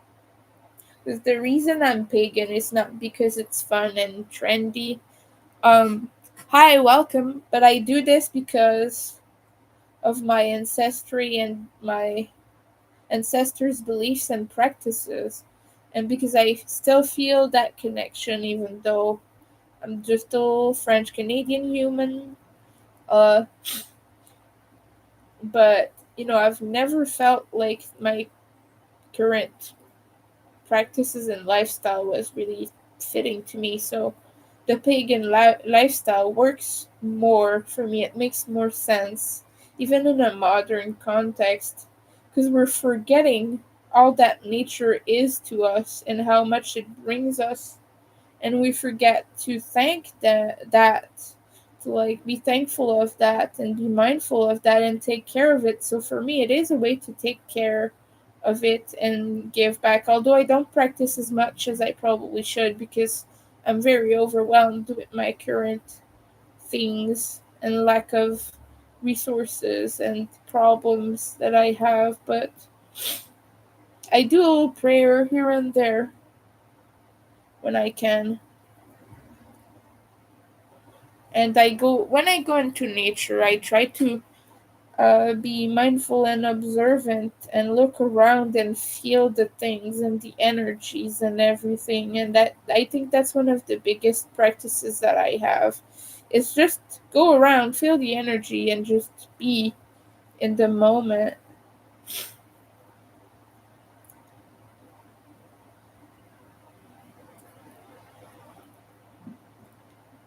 So yes, I do that. I do that a lot.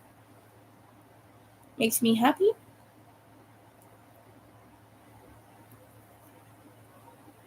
Mm.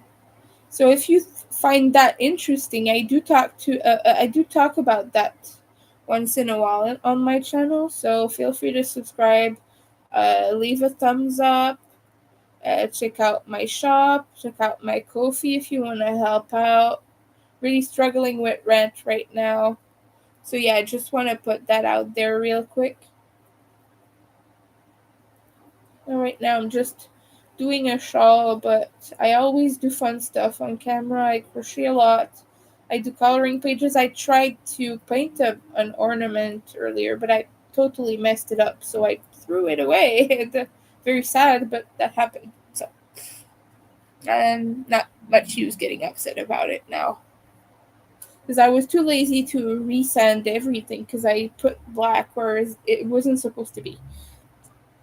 I was gonna tape it all up, but also I was kind of fixing the surface of it before, but like paint went where it wasn't supposed to be before I could tape it up. So yeah, whatever. Like, that's just something you deal with when you make things. Sometimes it doesn't work out. It doesn't always work out.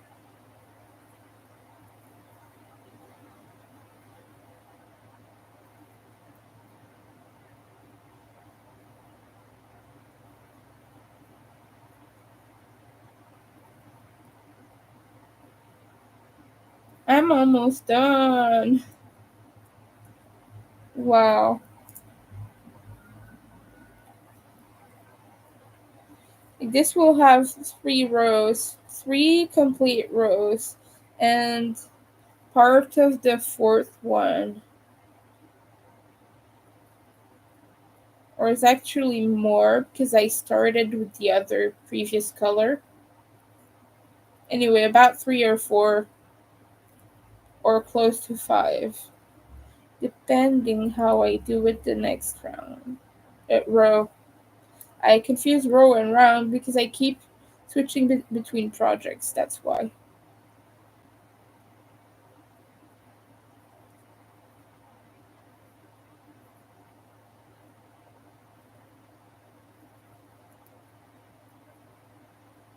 Okay.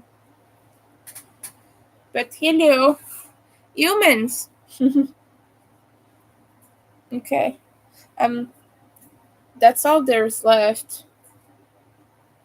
So, yes, I am very close to finishing this skein. Although I might continue. Who knows?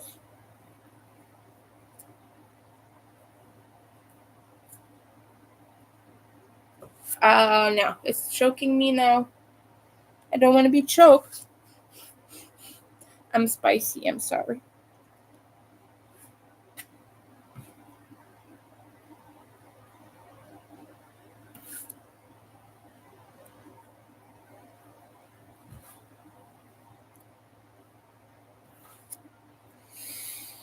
Mm, I need sleep.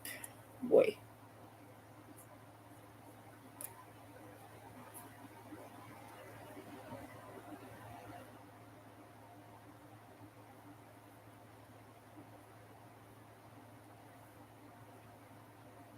Okay.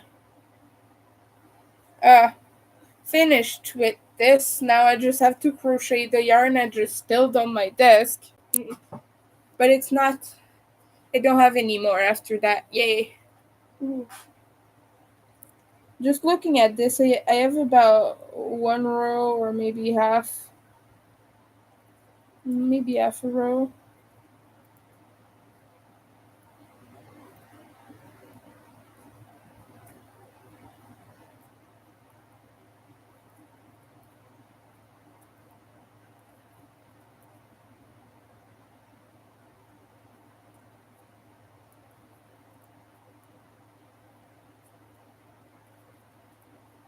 That would be a good Instagram post, this project. So I might have to hop off of Facebook Live. I'm gonna stay on YouTube though.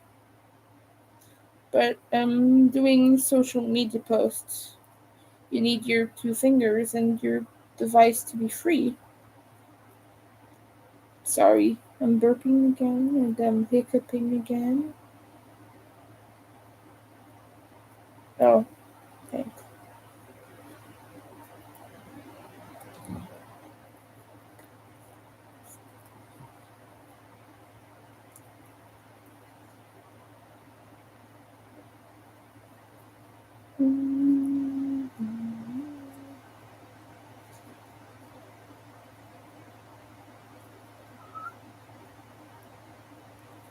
Alright.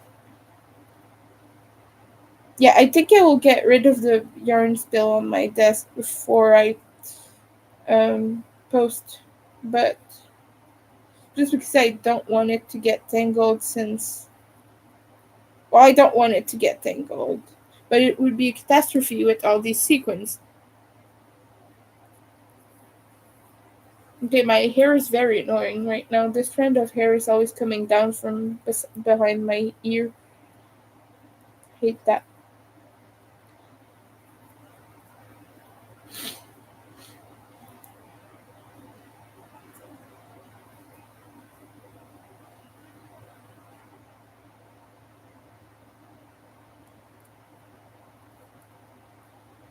Never again am I using sequins yarn.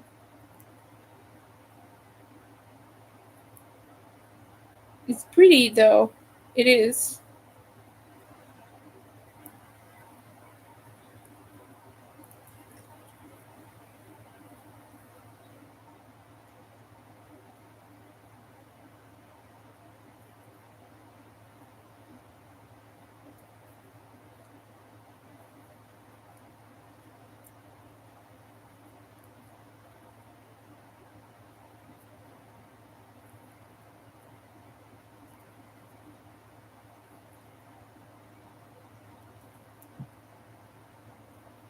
Why on Facebook do you not get your amount of likes? Like on YouTube, this is at the top of the screen.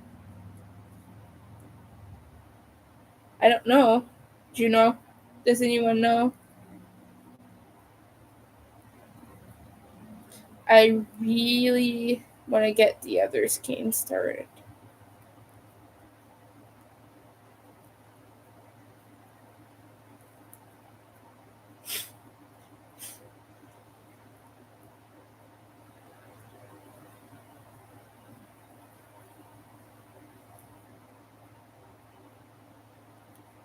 But I never do that kind of project anymore. Such bright colors.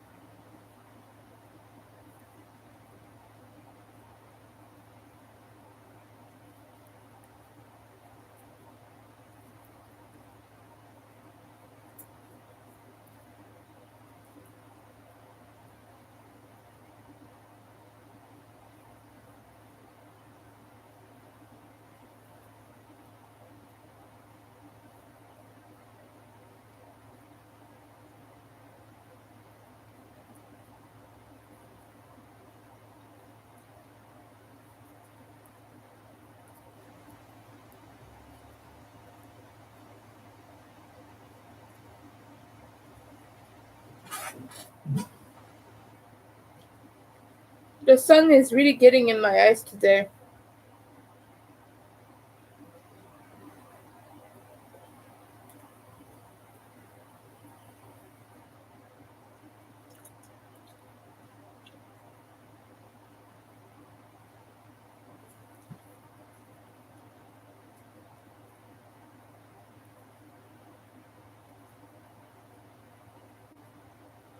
Hope everyone is doing well. Hope everyone is doing well. Sorry.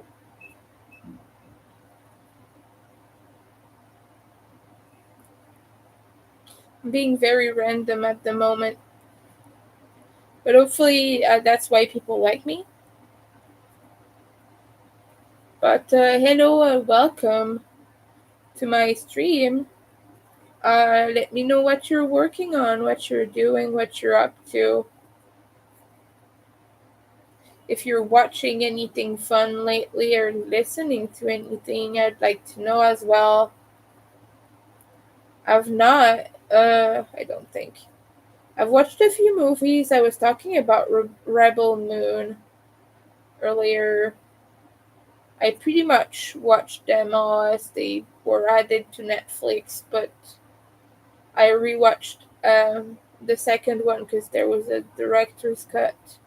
But I skipped all the scenes until I found out, yeah, okay, they really just added violence and sexual scenes. That's the only thing they did. They didn't even have more scenes. It was just more violence and more um, spicy stuff overall, I guess. So just more spice.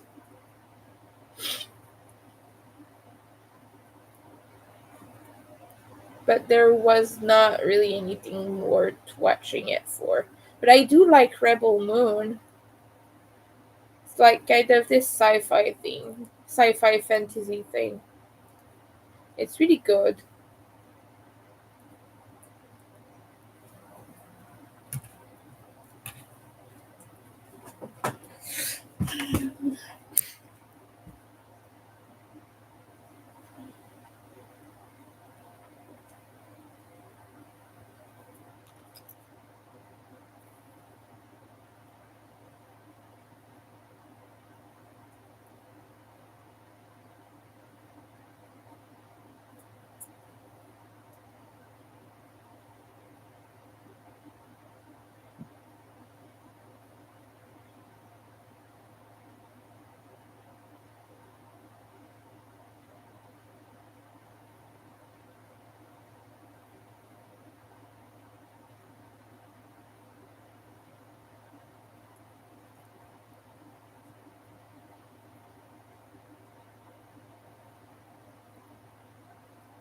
All right, yeah.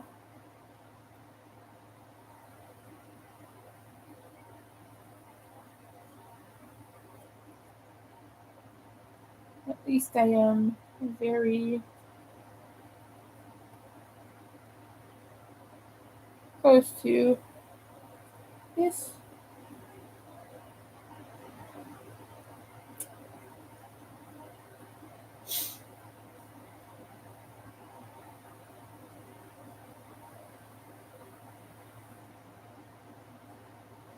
I just have a little bit more yarn left on the desk before I can take my pictures.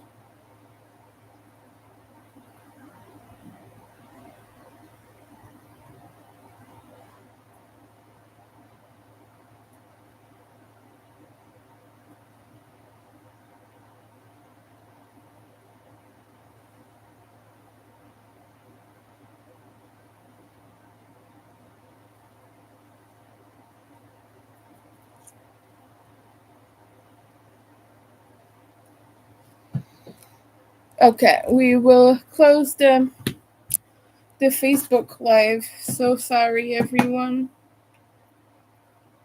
My phone is dying and it's really hot. It needs a break. But I'm still over here on YouTube. Oh,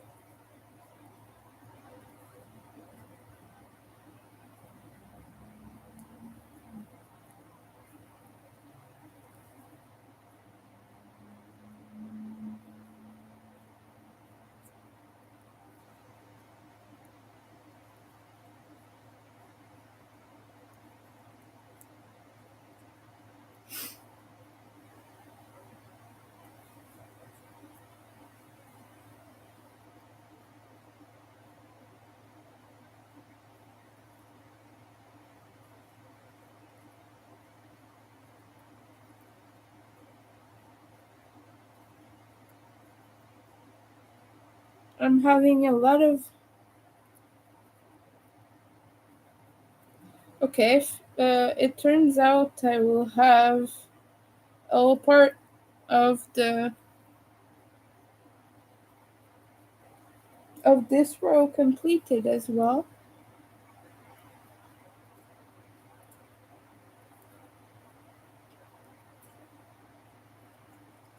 Oh boy, I'm so sleepy right now.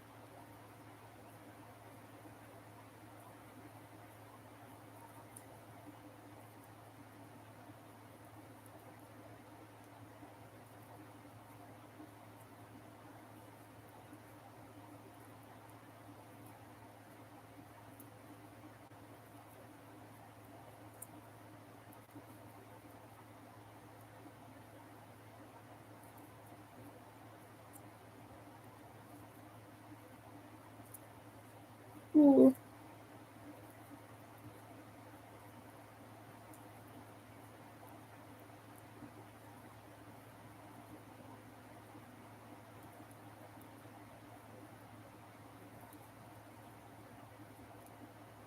It keeps slipping out of the hook.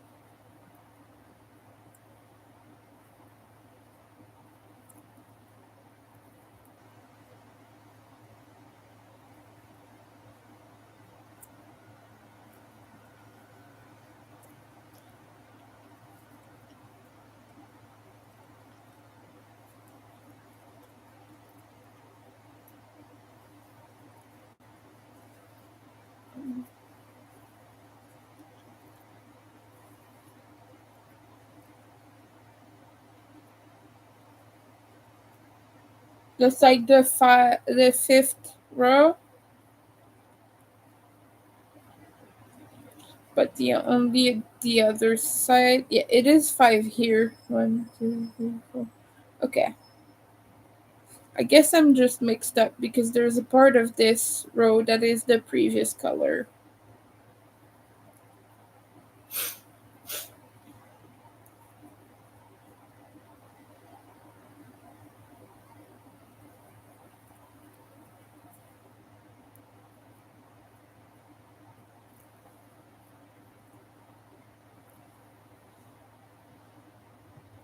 Yeah, so towards the beginning here it's only 4, but then it turns to 5 about um further away, farther away through the pattern. All right. I'm sorry that my speech is not the best right now. But you know what I mean. Is it changes colors mid row somewhere? So.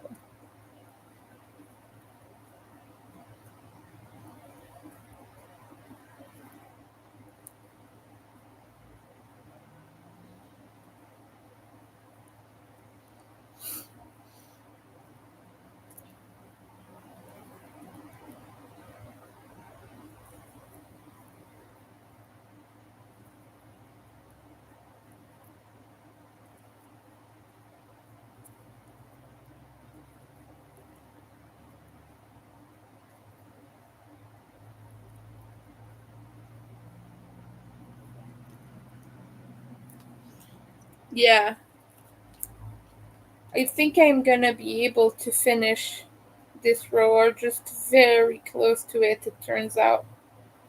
Because I didn't think I would have enough yarn, but now I think I do. It's this whole yarn chicken thing. Sometimes you can't really tell unless you're really close to the end.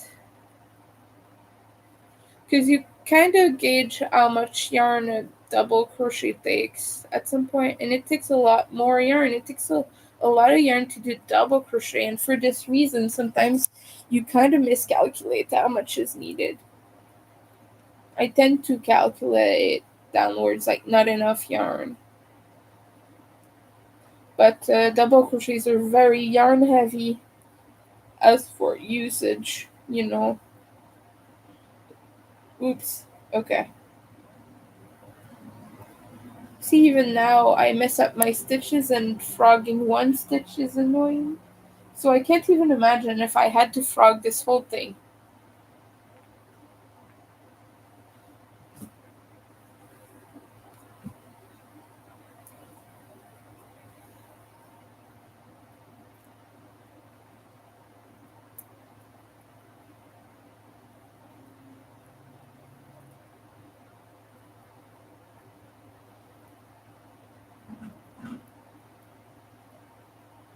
Such a beautiful color, though.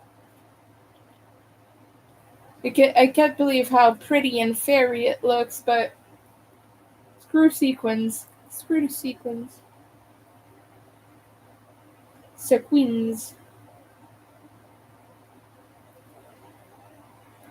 Queens. Like S queens? The queens of sequins.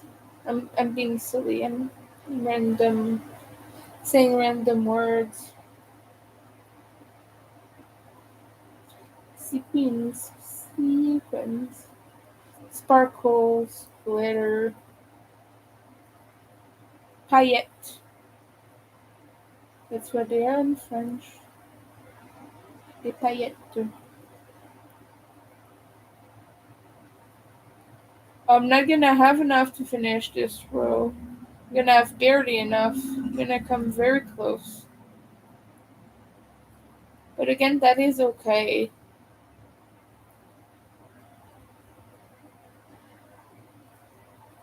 Gosh, it's so pretty.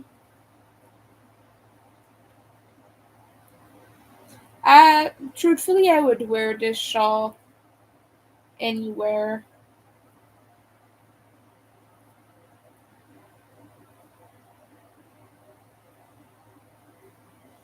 At a drag event, at a queer event, at Pride, probably. Okay, I have like this much left, but I have all of this to go, so I don't know. It's starting to curl up because this yarn is bigger than the previous, which that's okay. I was expecting it, and this is not going to be as stretchy as the other yarns because there's more nylon thread in that. Yeah, it's not as stretchy. I'm gonna be able to reshape the stitches a little bit, but it's not gonna do miracles, I don't think. Yeah, I'm gonna miss like 10 or 20 stitches of this. Okay.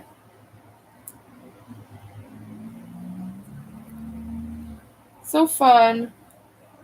So beautiful. Oh my god, I'm very close. Maybe. Pray with me. Close your eyes and visualize. Because if I make it, that means I don't have to fiddle to attach a new yarn.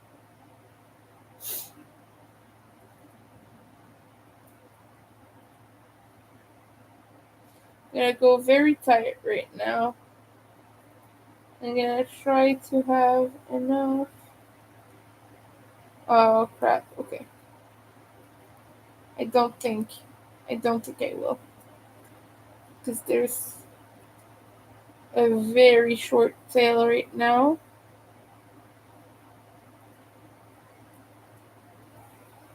I could frog a huge chunk and do it tighter, but the sequins are preventing me from doing that. I'm so boring. I keep saying the same thing.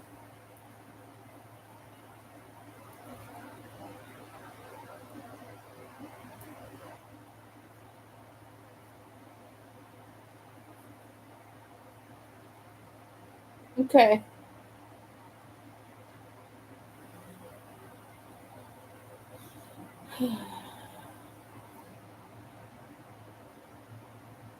Alright. Let's show you. Oh my. Oh my god. Oh my gods. F. Oh god. This is like fairyland material.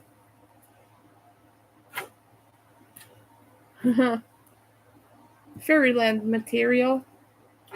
It really is.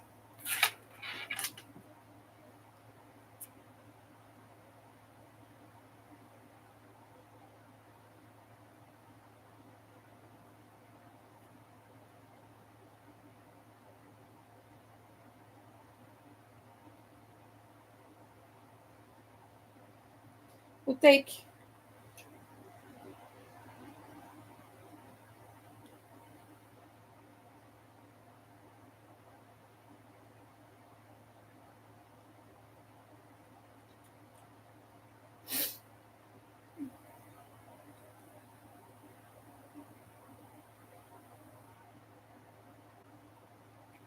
a few different ones.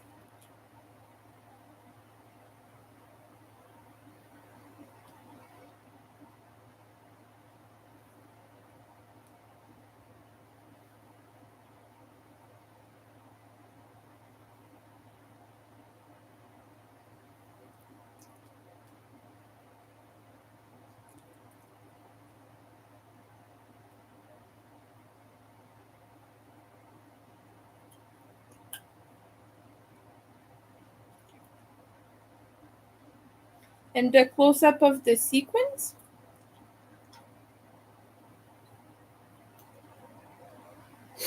Yeah, I think my Instagram post is ready now.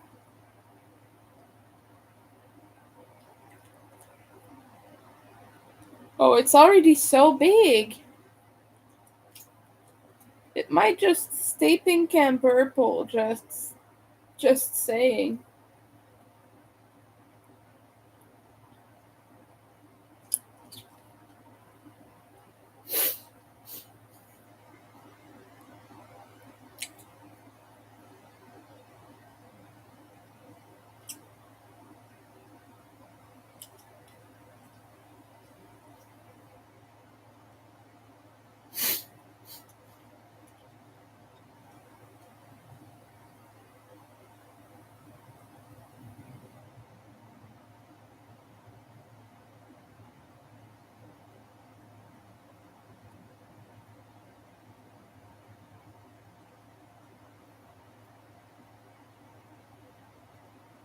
I'm gonna confuse people as heck.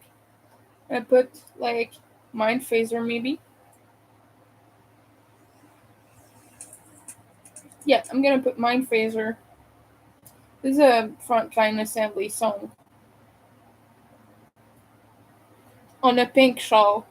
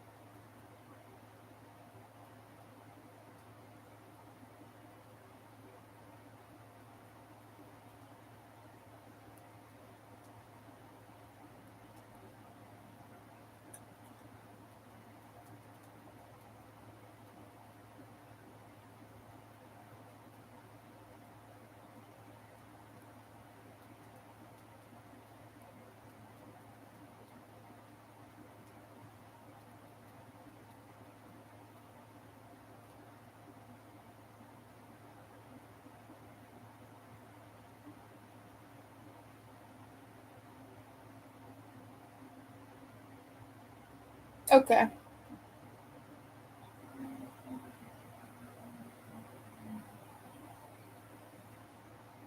There we go. We did it.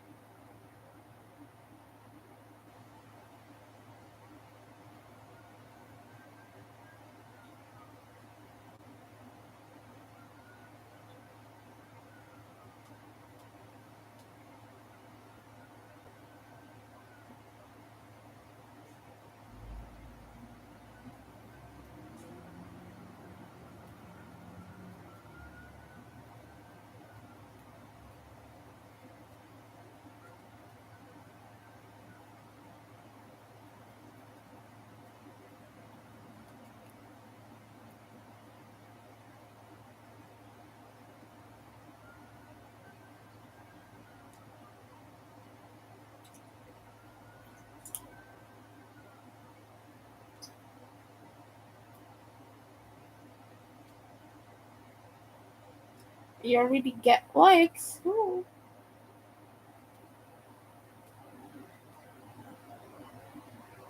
Okay. I'm gonna join the next skein. The next skein. Oh my god. Speaking today.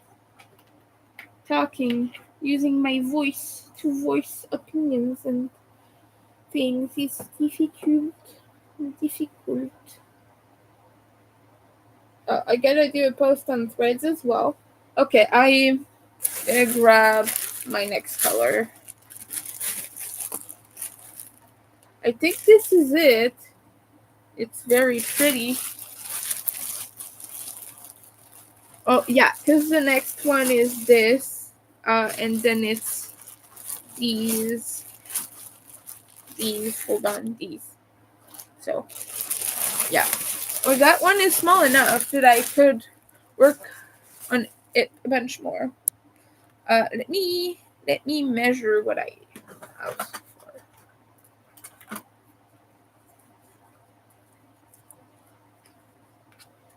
20 by 40, so I do have quite a bit of space before I finish this shawl yet. So oh boy, I'm gonna go to the bathroom. I'll be right back.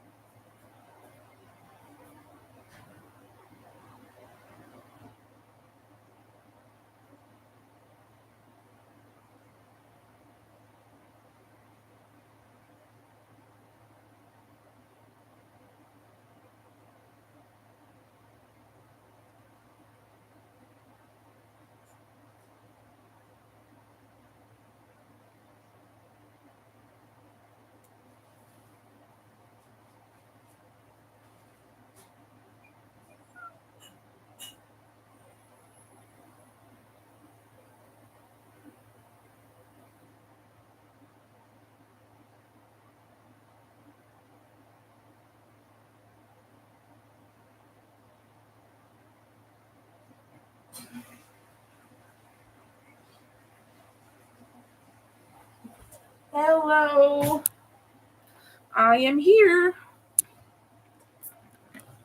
Okay, joining the next skein because this is really small, so I feel like we can do something with this. This is so lilac, it's beautiful too.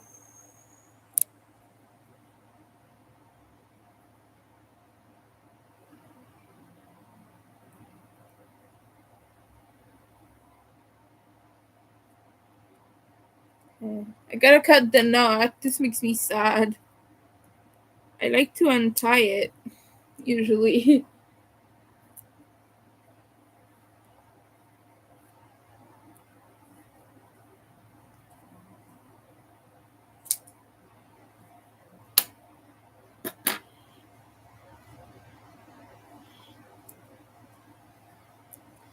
I can't believe I put mind phaser on the post, on the Instagram post. People are gonna be, what is this nonsense? It's not nonsense, it's frontline assembly. Hi, how are you doing? Thank you for the likes. Don't forget to leave a like if you're watching. We got one right now. I am making this shawl. Right now it's got kind of fairy colors and one more fairy color for you, kind of lilac pink. Pink lilac more than anything. And okay. No, this is backwards. I like to put it around my neck while I work. It's making it easier for me. But I hope everyone is having a great time. Oh,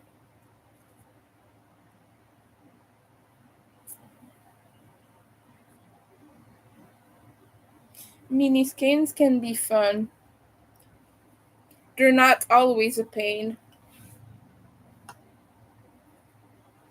I just finished with this sequins yarn that I dislike. I disliked working with this so much, guys. It's frustrating, but also it's pretty. It's like fairy stuff. It's like fairy dust. This whole thing. It's what it's making me think about fairies.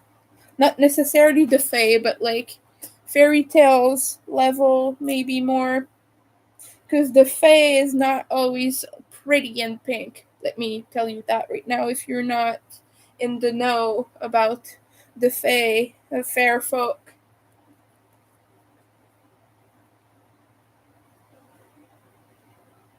Of course, they vary quite a bit, but they tend to be a little bit more on the, how can I say, they are very pranky and all of that, mischievous and all of that, and they will not let you get away with just about anything. The Fae are very special. Mischief is often associated with them, but also they demand a lot of respect, which is, of course, that's to be expected with most creatures. But I bet most people are not really necessarily aware of that fact. But yeah, you don't mess with the Fae. You you're kind to the Fae, but do not never say. I think it's never say thank you because they will interpret that as a sign that you owe them something. And never apologize to a Fae. It's a sign of weakness, and they'll probably try to walk all over you. Never give your name to a Fae either. You can tell them, call me Stefan if like, or Steven or Steve or whatever. If your name is Brenda, that's okay. You can give them an alternative name. But don't give them your name because they can steal that. Because if they ask you, give me your name, no, no, no. They're not asking you to tell them your name. They're asking you to give them, like, you're no longer Steve. You're Brenda. Well, you're no longer Brenda. You're nothing now. That's what they'll do. I think that sounds a little bit funny. Oh, hi, Kiwi's Crochet Corner. You would love to have that. Yeah. It's cool today. It's rather cool. That's a good thing. I've been enjoying the fresh because we've had a few hot days. What are you up to? Are you crocheting anything? Do you want to talk about projects or something? How hot is it where you live, dear? Because you say you would love a 69 degrees weather. Is it hotter? I guess we've just been blessed with a few cool days lately. Yesterday it was 16 degrees, which I don't know what that is in Fahrenheit. Mm. Yeah, right now I'm just working away on this gorgeous shawl. You are uploading tomorrow's work in progress Wednesday. That's awesome to hear.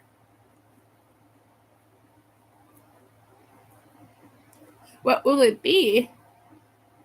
Yeah, it's very. Oh, you're in Texas. Yeah, okay. Yeah, 94 is much hotter. And Texas tends to be really hot too. I don't know, I've never been, but I have friends who live there. So they tell me that's what they say all the time. It's like yeah.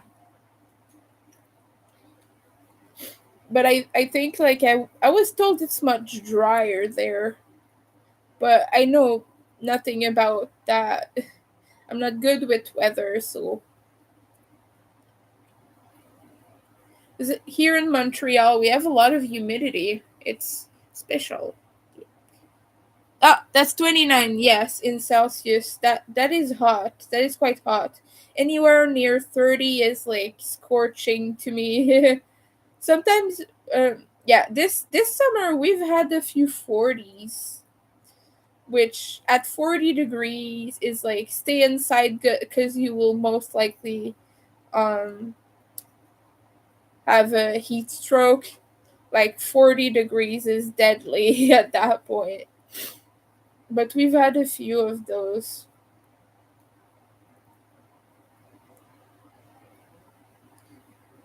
Yeah, I'm hoping to finish this color because I just finished the sequins. Now I want to finish this mini skein too. It's growing rapidly too, this shawl.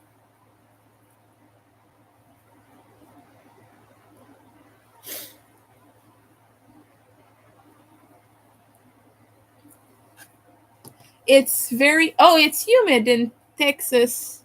Oh, that the area that you live in is humid. Oh yes, the northern Texas is yeah, that makes sense. I used to live in much drier place that was a little bit up north. It gets much colder too. But like dry cold and dry hot is easier to bear than humid hot because humidity it kind of gets to your bones, you know. I don't have to tell you since you live in a humid area, but yeah, I've experienced both in my life. I've lived a little bit more north and it was nothing compared to the weird weathers we get here. Like they get a little bit more snow. We get a lot of snow too, but we survive mostly because we have huge trucks to pick it up and everything. So we end up with a lot less snow just because we have a good system to pick that up and get rid of it essentially. So yeah, living in Montreal is very interesting. Well, there's a good chance that I might have to move soon, but I'm hoping not. To be honest with you, living here has so many advantages. Uh,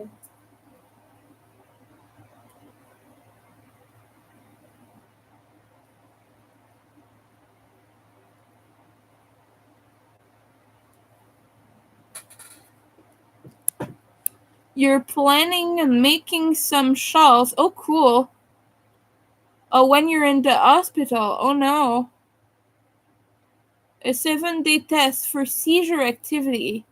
Yeah, you'll have plenty of time for that, for sure. Yeah, you don't get that much snow in Texas.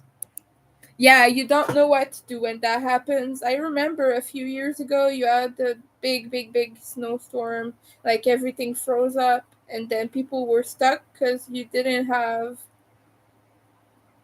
But yes, a shawl is I feel like a shawl will be an ideal project for 7 days hospital stay. And I bet like that can get quite boring too. So having a good crochet or knit project or whatever, like just having a good project to do in general, that will be That will be helpful to pass the time.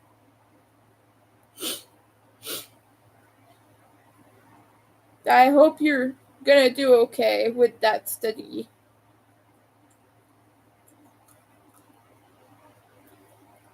Nightbot is saying, I avoid dehydration. Take a sip. Yeah, I've always lived in very snowy areas. That's just Canada. Most of Canada is very snowy. Yeah, funny enough, we always think that areas with a lot of mountains get more snow, but like I've heard of uh, British Columbia and Alberta, and they don't even really get that much snow from what I was told. Like it gets mild, they get mild snow and mild weather. Like people asked me if it was cooler when I went there and when I went to Calgary, but it was not. It was much warmer than Montreal for the time of the year I went. I went last November actually, and it was much warmer there. It was really hot. I could go without a jacket and I was fine. Whereas to Montreal, I had to wear kind of a thick coat because it was freezy. It was getting so cold in November. It was not good. Oh no, I got a tangle there. Oh, you didn't have water because oh yeah, the pipe burst. Oh, I'm sorry. Yeah, that happened to a lot of my friends in Texas actually. Oh no, the electrical grid shorted out. Yeah, I got that last year. That happened to us. We had actually what we had is like a transformer blew or something, and when they reinstated the electrical current, it was kind of it was not strong enough, so we would get power, but not enough to power up our appliances, and that lasted for about a week or so. It was intense. For about a week or so, we didn't have any. Well, we had power, but we couldn't. Like, we could turn on the lights, but we didn't have internet. We didn't have. We couldn't use the oven. We couldn't use the microwave. Not even like smaller things. Like my rice cooker would not turn on properly. Like you could see the light because it was powered on, but it was powered up, but it would not heat. And gosh, that was crazy, crazy, crazy, crazy. Mm. But yeah, when pipes burst, that's not good at all. Also, it gets so messy because when it freezes up like that, like the pipes burst because the water's size expands when it gets colder, but then everything is kind of jammed up there, and like replacing that can be so difficult in cold weather. So yeah, here our pipes are actually made to last big winters, like cold winters, which I think that's amazing. But yeah, our stuff is supposedly built to last. Sometimes it does burst. It does happen to some people. But I guess you would have to have very low quality pipes though. Um well, here at least just because we know we have winters, so we usually have that built in, like we just have a different material for them. But yeah, that stuff doesn't happen as frequently here than it does for you guys. So I get it. I'm so sorry. I also hope you don't get such storms this year, because yeah, that can be dangerous for a lot of people.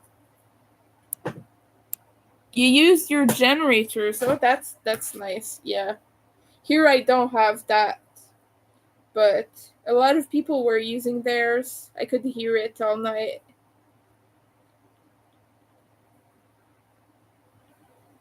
Yeah, our whole street had electricity except us. Like, it was crazy. Like, we were right at the limit where we couldn't have the power. Just because the thing that blew up was right in front of our building. That's always fun. Like, it bursts right there, right in front of you, and you cannot do anything. That's like, okay, well, whatever.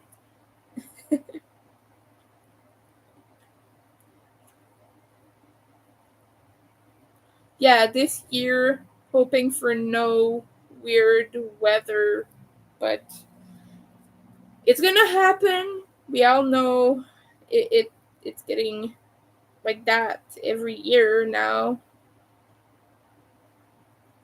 Like last year, what happened is a hailstorm. You know, if things like bushes were freezing up, like outside, you could see bushes and edges. They froze up, and there was like half an inch, not maybe not half an inch, but maybe like a quarter of an inch of ice on all of them. It was really crazy. It was pretty though, because it was like it reflected the sun and everything. Just have these big crystals of ice everywhere, but it was so unreal. It felt so unreal living in this world of ice and cold. And I kept telling my friends on the internet, oh, I am at the Wi-Fi down the street, but I'm not gonna have internet for the foreseeable future because everything is dead where I live. I would go as far as I could down the boulevard just to get some Wi-Fi and some electricity. But at least I still have a lot of conveniences nearby, so I was not affected that much. But some areas, like especially downtown, some areas, and also some smaller rural areas, they were very, very much screwed. Densely populated and everything, too. Oh boy. Okay. I gotta wipe this hook. This is getting weird. But yeah, I praying that this year we don't get big thingies like this. And I'm hoping for everyone else as well, not just us. All right.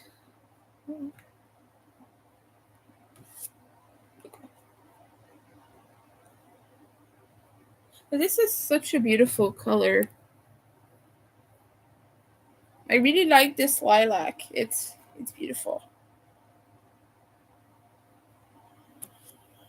You can't really see, but there are some pink stains on it. It has a little bit. It was like washed over with some pink dye, so it has a little bit of it.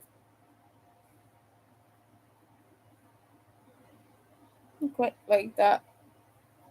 It's not my usual palette of colors. I usually make very Halloweeny things. Like this is the type of thing I do usually. I can't show you what this is because this is for a test, but oh, thank you for stopping by. Hope you have a good laundry time. I know that sometimes laundry can be annoying, but thank you for stopping. Oh, thank you. Always welcome to.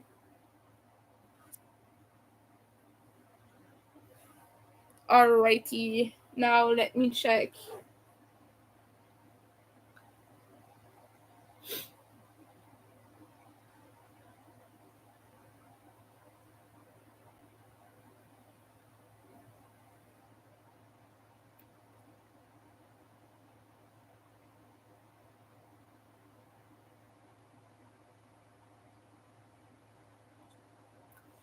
We gotta do a tiny bit of social media.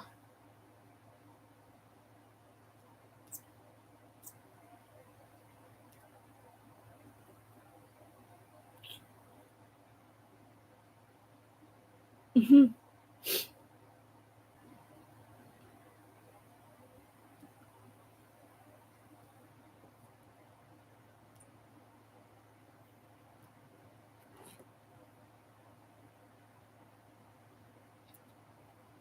All right. Sorry for this. I am still. Oh, thank you. I appreciate that.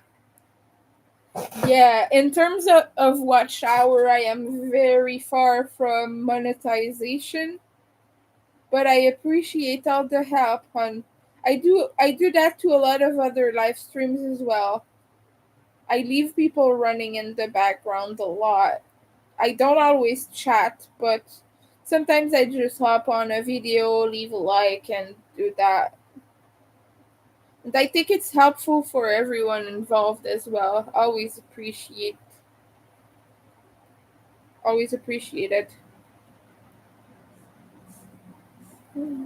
So I think I mentioned already, but after this color, I have two different purples, but I have like four skeins in total of this. So I might have to remove one of them, to be honest with you, because this is getting to be a lot of purple. Um, I'll see. I really want to add blue to this. There's a chance that after these purple skeins, the shawl might be really big, so maybe it will be more like a little bit of a border in blue. We will see as we go. It's not set in stone what that will look like yet.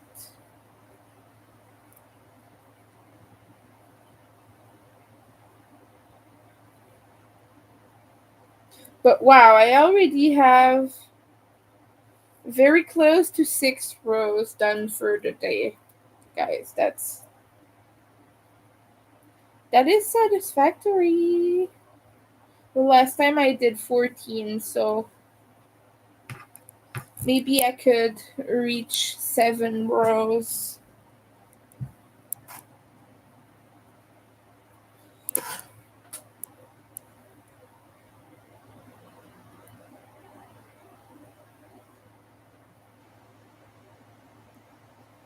Yeah. Oh boy, working in these sequence stitches. That's a little bit of a nightmare job right now. Because I keep catching the nylon thread. Yeah, I'm seeing that gorgeous pink color in there. That's making me happy.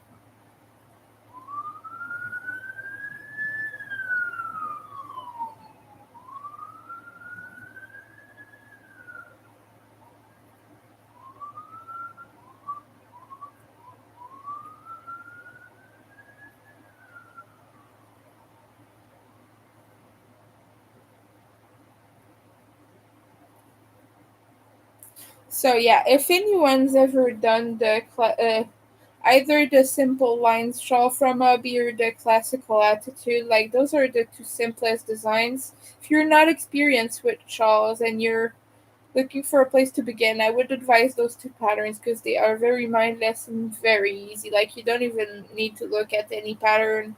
You just know that you have to alternate between a certain number of rows for the classical attitude to do the chain spaces. But the simple lines is even easier. All you do is double crochet the whole time. I was saying that earlier, but here I am repeating myself. But start with that, the simple lines shawl from Obi.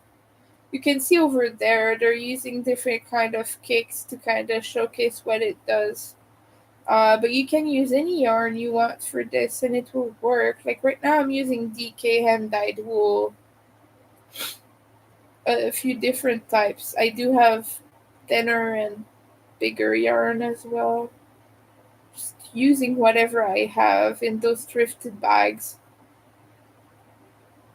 But let me tell you, ouch, my head, ouch, ouch. I have a migraine right now.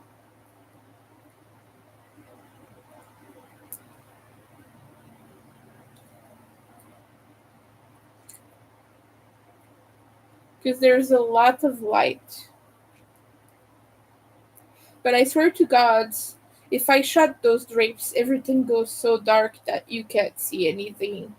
And I just don't have enough lamps. Like the lamp behind you, there is a black light in this because I do not have light bulbs.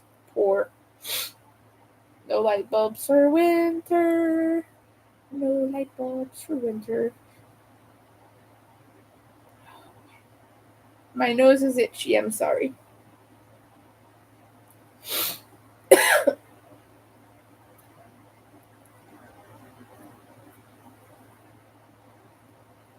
Wow, this just went dark. I don't know what happened, but that's nice for the eyes. Thank you, universe, for darkening the sky. There's a big cloud passing by. That's what's going on. All right. I'm gonna wipe my nose again because God. Okay. That was helpful.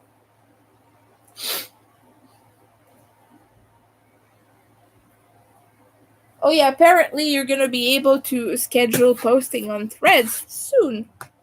Look forward to that. I'm gonna be so lazy. I'm gonna schedule my posts months at a time and not ever post anything ever again. I have to check my analytics to see whenever people are online. I'm so bad at that. So bad at social media. I should become good for the sake of my brand, but I suck.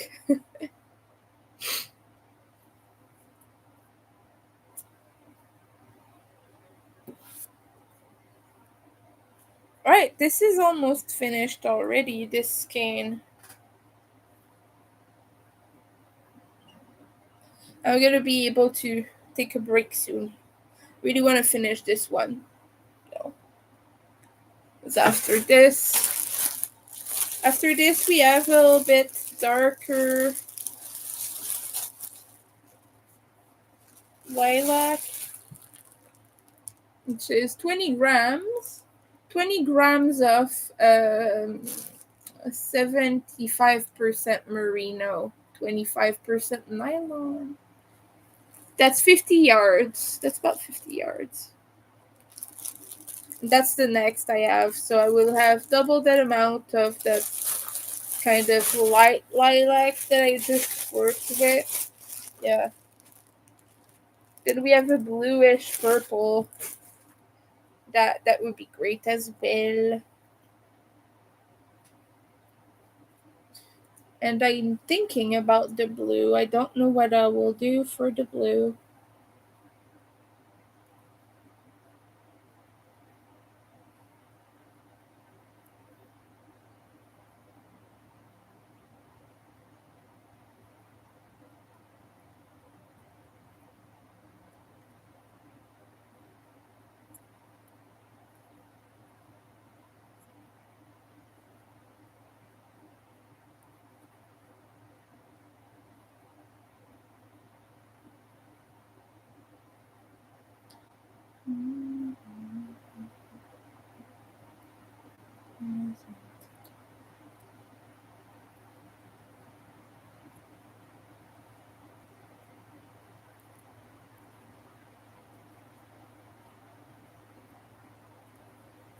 Another song stuck in my head again.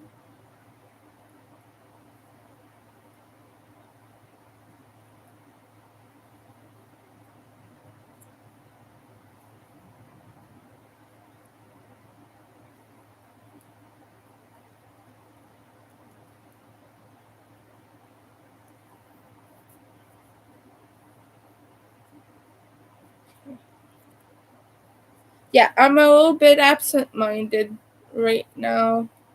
I was telling university stories earlier, so maybe could give you more of this. So I was in uni. I had a few people from my class that were in the same class, because they were in art history as well. Where there was one person from my program directly, and another one that I had met in an anime club actually. but who was never in art history before or in literature in college. Um, but you see, you go to these classes and you see these people every day, but like it's not the same. You're not in the same environment, and you're growing and changing, and like and sometimes you see people change in a way you did not expect, and so it's kind of rare to stay friends with everyone you know in college. Well, this isn't so much a fun story. You have kind of more of a teachable moment. But like one day, uh, we were just we were just exiting the school, the university, and the UCAM is it's very well built into into where it is and everything, and it's built in the metro. It has a built-in metro exit, so like as you come out, if you're taking the metro and the bus, you come out directly there in the metro area, and like everyone is kind of pushing to go to the gates, like the metro doors, the little thingies that you put your card on and that you're let in. And so I say hey to that girl that I knew in college, and like we would talk every day, right? We would talk every day in university. I used to know her in college, but we would greet and like talk a little bit about our classes or whatever. But this one time at the gate, I say like hello or something, or have a good night, or just like a random phrase like this, and she completely ignores me, and she doesn't reply at all. Like it just happened so randomly one day. She just decided to not acknowledge me. And from now on, I never got one word from her ever again. She never talked to me again.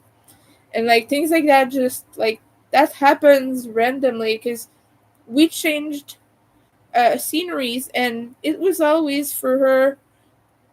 Like she would talk to me just because I was there in college, and I just really got a sense of that when that happened. Because some people will do what they can to avoid you, and like that's okay. I'm not gonna pressure a person to talk to me, obviously, but this is kind of a teachable moment. As sometimes people talk to you just because you're there and you exist. They do not value you, and so like sometimes you will have these people who, as soon as the context doesn't give itself to as much communication, you will see them kind of drift apart and kind of move away from you.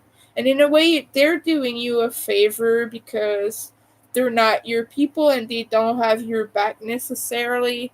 But it's just kind of funny as she was even refusing to even say hello to me, and I've not communicated prior. The last conversation we had before that was I was sitting next to her in class, and we were talking about whatever painter or a tip for our exams or like something like that.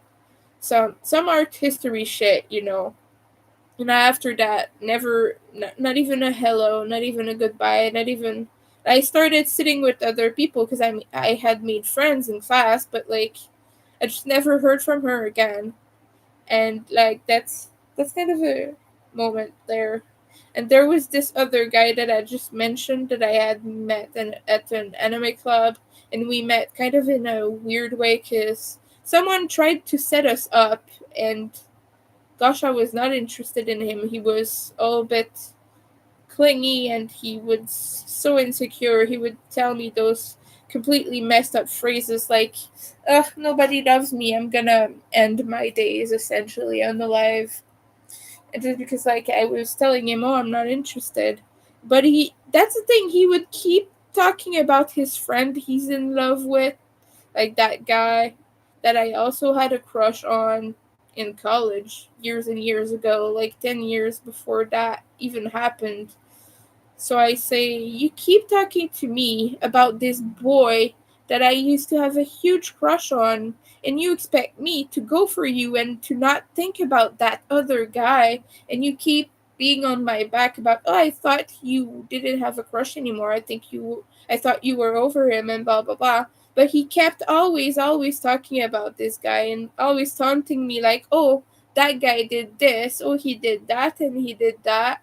But then after that, completely moved away from that once we were in university, and he became that kind of very playery kind of guy, and he would try to go after all the girls, and we kind of made a little club where we were always hanging out with each other to avoid being alone with him, because we were kind of like, oh, that guy's cool, but yeah, don't be alone with him. And so we would meet up to kind of avoid that one guy. Also, he was always so eager to give people rides. Like, he would always offer me a ride, and then after that, force me to hug him. Because, like, oh, I gave you a ride. The least you could do is hug me. I was like, how much do you want me to pay you? I'll pay you. Because I don't want to hug you. You're gross. Kind of deal. And like, he always had these nasty phrases, but at least like within the group we stuck together because we were like, yeah, that guy is not good news for us.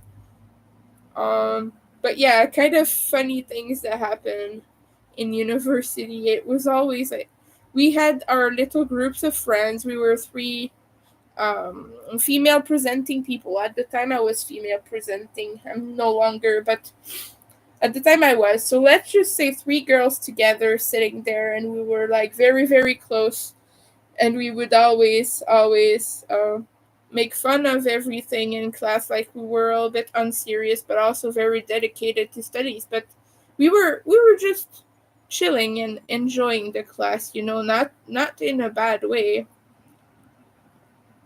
But that was funny because, yeah. Oh, I've not heard about them either after I left university, unfortunately. Like, I've not talked to them. I think I've seen them once since about a year after we left university, but not heard back. Uh, but it's kind of like little cliques like this. They form, and you get to know your people a little bit more because you're entering adulthood. Well, in my case, it's kind of different because I was already well into adulthood, and my other friend, she was as well, because she was 1 year older than I was, and our other friend was much younger. But yeah, so yeah, we were already adults, but like, you get to know all the people, and you get to see all the people. They're getting older, and they're seeing who works for them and who doesn't, and what works for them and what doesn't. It's kind of an exploratory process, so you kind of have to not take that too much to heart. None of these people were bad. Although the guy who was harassing us, he was kind of bad. But the take the takeaway from this is that we stuck together to be safe. So, oh boy, okay, I got a message. I gotta read.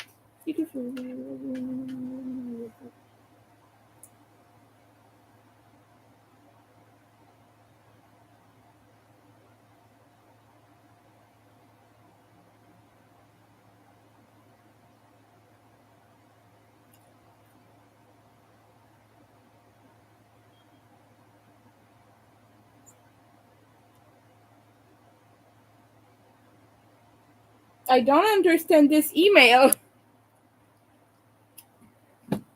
I just got an email asking if I want to test an upcoming pattern from someone I applied to a while ago, but it didn't come with any.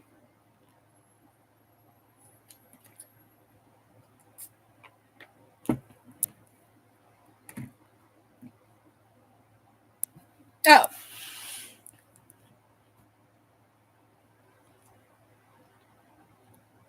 Oh, okay. That's because a part of the email was not seen on my phone.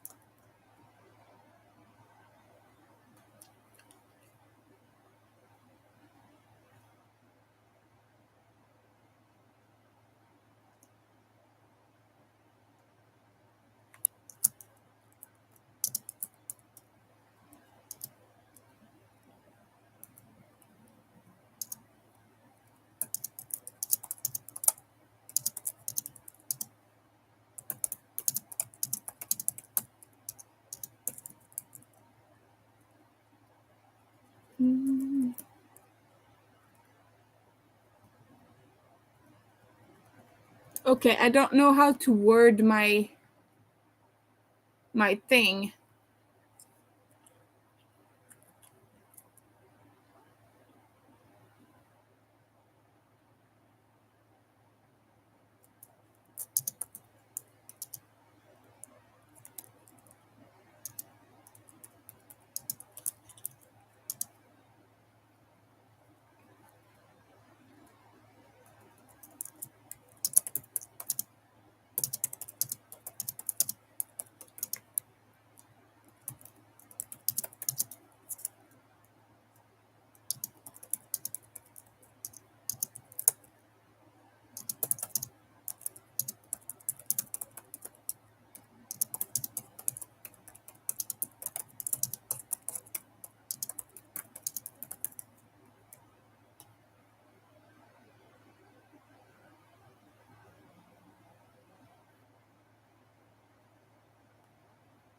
Woohoo!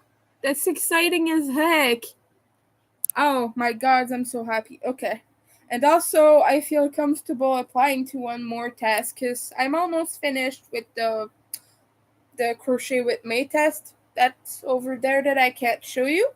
And the other test from also Crochet with May that I applied to is so small that it will take me a few days to do. Because I initially asked her if it was okay to just make something small, like a scarf or a shawl. And she was like, yeah, sure, go ahead.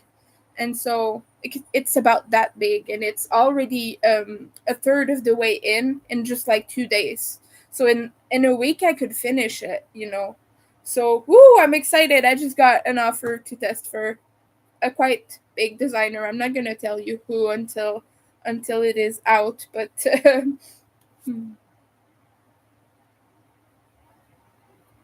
that's amazing.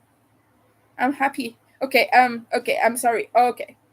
We got through with the yarn. Oh my god, I'm so happy.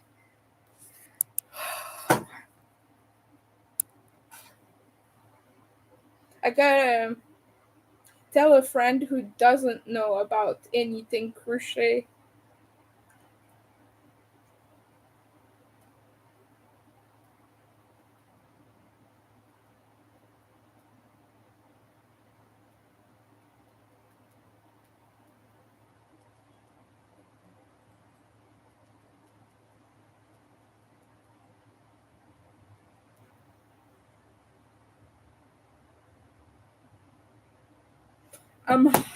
Oh my.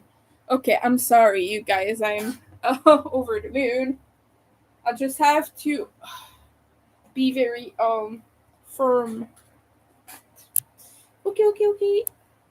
Are you happy? Yay.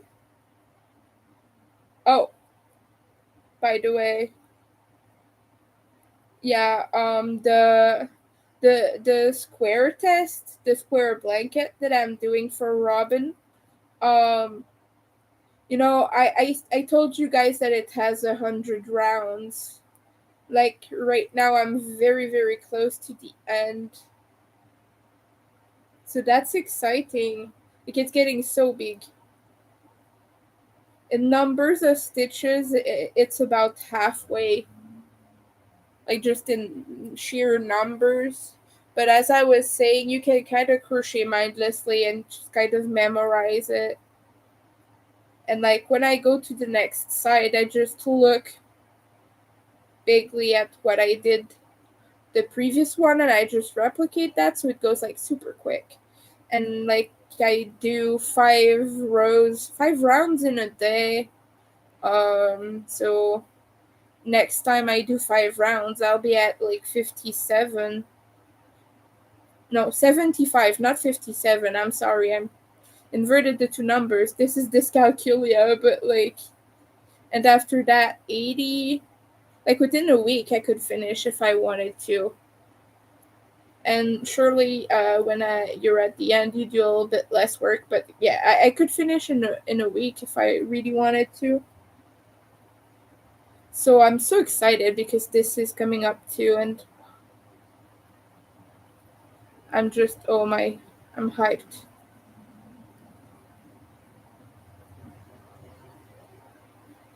I'm a little bit intense.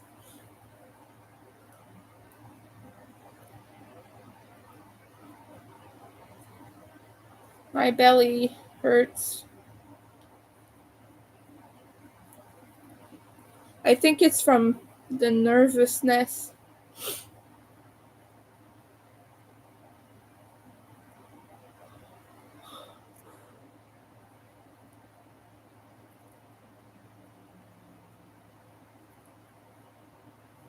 I don't know yet what the size of this new thing will be. So possibly I will be added to more stuff in the more tests in the future. Like I'm gonna slow down with this once I get through the current testings and this next one, because I also have patterns on my own I want to be working on. But I'm so hyped. Oh my! I'm zipping up my mouth until it comes out though. Is this one? Oh my! Oh my! Oops! Oh, my hands are getting slippery because I'm too excited, you guys. What happens? My fingers get sticky when I'm anxious.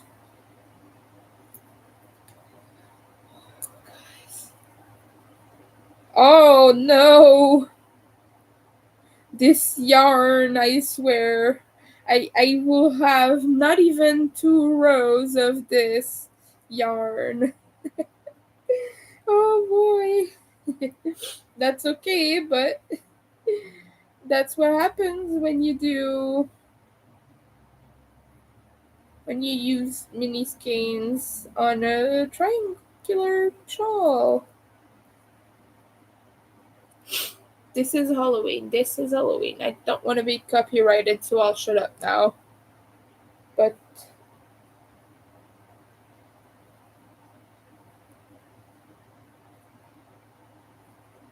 oh, essentially.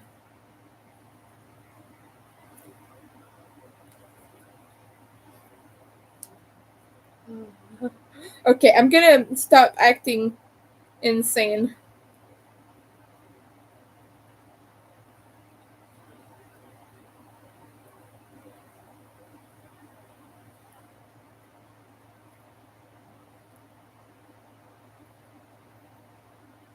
My hook just slipped out of a stitch.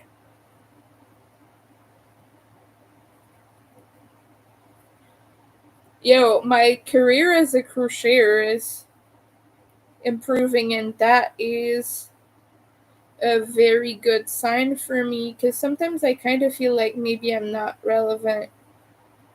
But I have tested for a few bigger designers now, or people that are at least known for what they do and like the niche that they do. I've tested from Vanessa.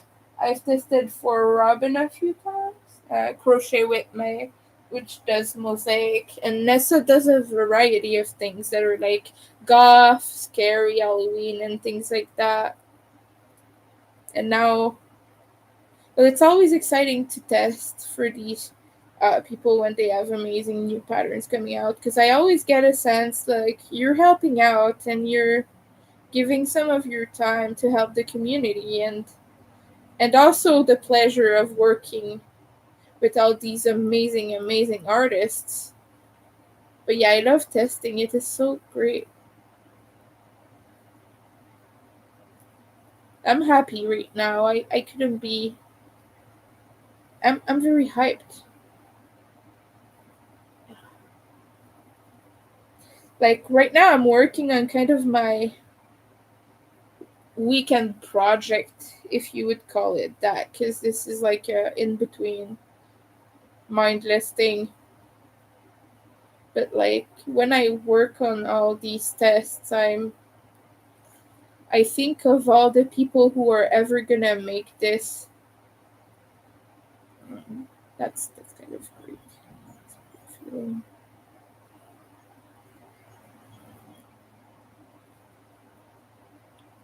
I know it sounds silly, but yeah, I get emotional.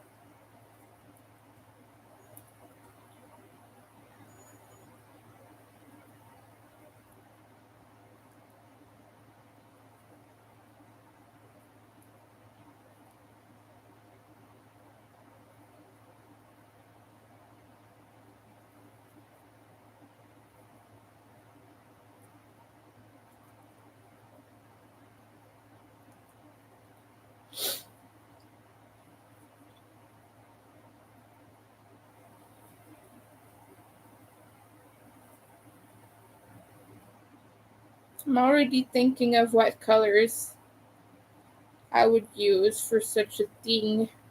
I think I have very pretty colors. I will see though, because I do tend to use more DK, but I don't know yet if we have a yarn size specific, so that will depend. But like if I'm able to use DK, I have some very pretty wools that maybe I could use.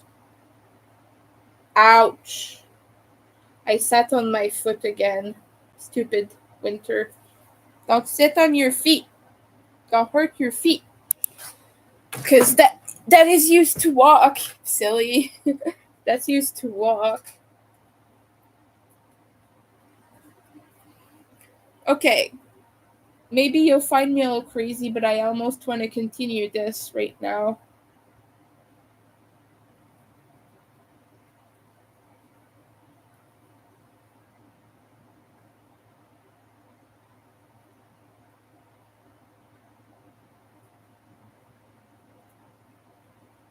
What else is coming up? Well, Halloween, obviously. So, well, I'll have one complete blanket that I'm doing for Robin. And I have a few plushies, not too many, because I have a lot of plushies in stock. I do have one small snake that should take me about 2 hours to make, so that's no big deal. I wanted to make more horror characters too, but other than that, I still have the month of October. I do want to have a little bit more stock before October ends, but I might have to just take on a little bit more during those times. But I always do that for Halloween anyway.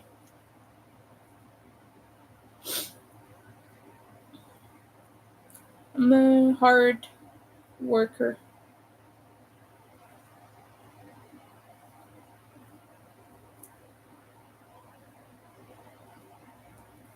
Yeah, I want to continue this actually. Let me grab the next color. One of the skins. Here.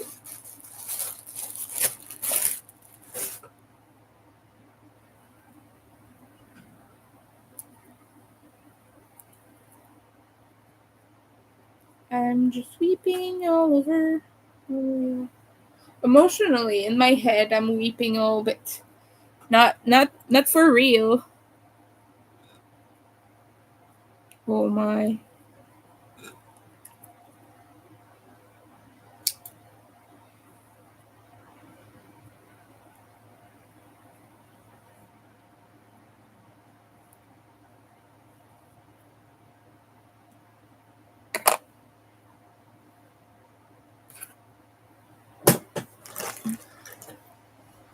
I am so happy. Oh,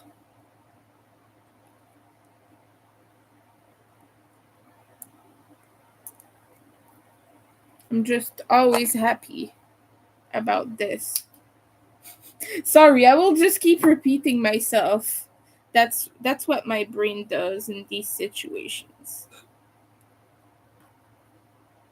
Okay? Hold on. I have one more tie to break. Oh, it's here. It's just here. Eh. Come on. There.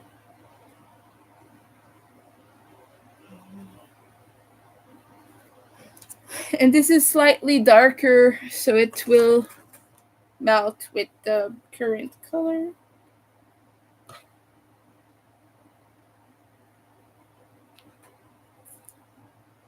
At least attach this yarn. Oh boy. Okay. I'll at least attach this and do a little bit of crochet.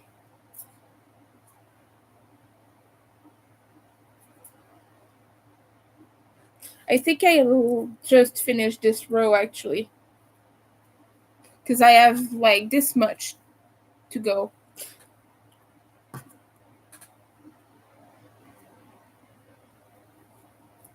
Okay, okay.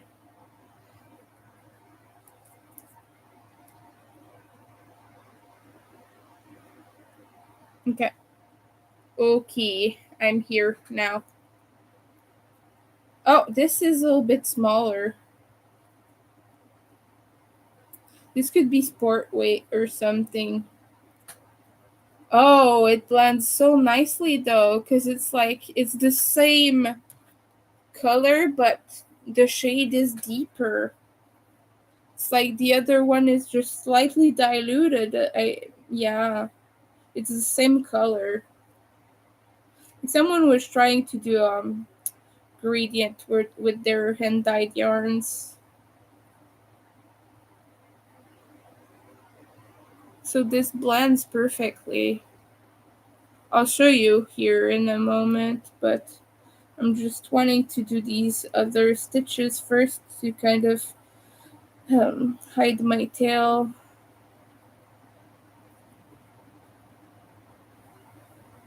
Okay.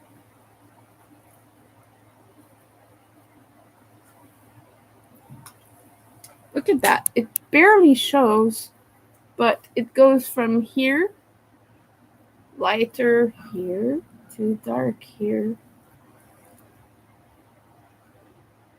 You can kind of see it. It's hard to tell, but anyway, I do see it because I'm working on it, obviously. But it's just ever so subtle. That's what I'm trying to say. It's ever so subtle. It's very pretty.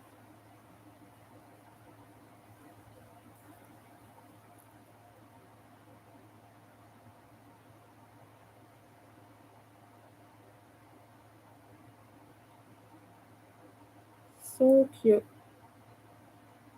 Very not demure at all. Not cutesy or mindful either. It's so a bit in your face with all these pinks and purples.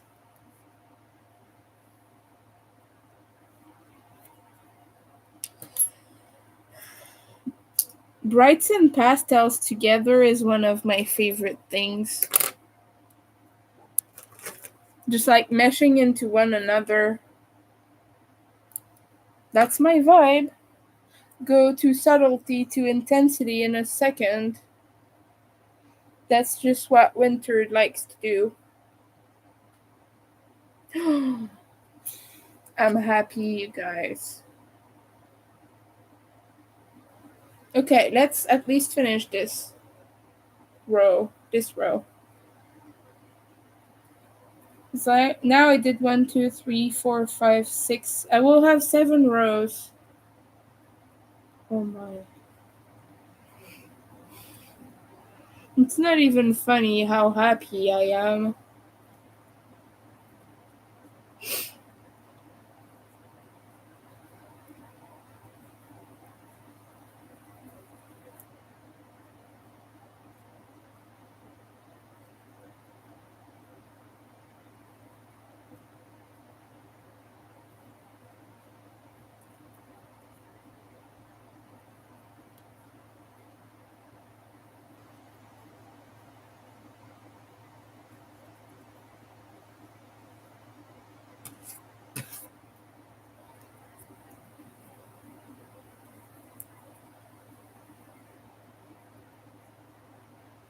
I just hope I will do a nice job and not disappoint them.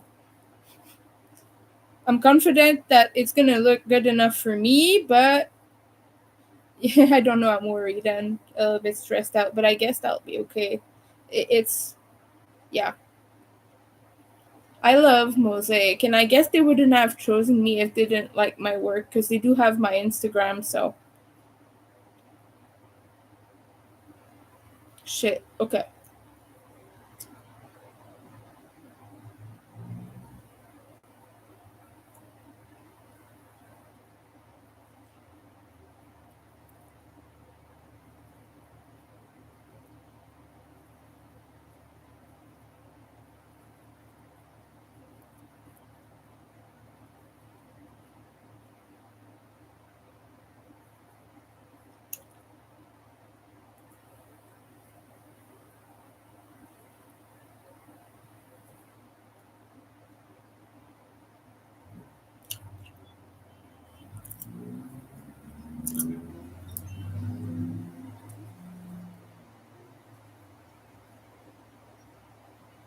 Cute.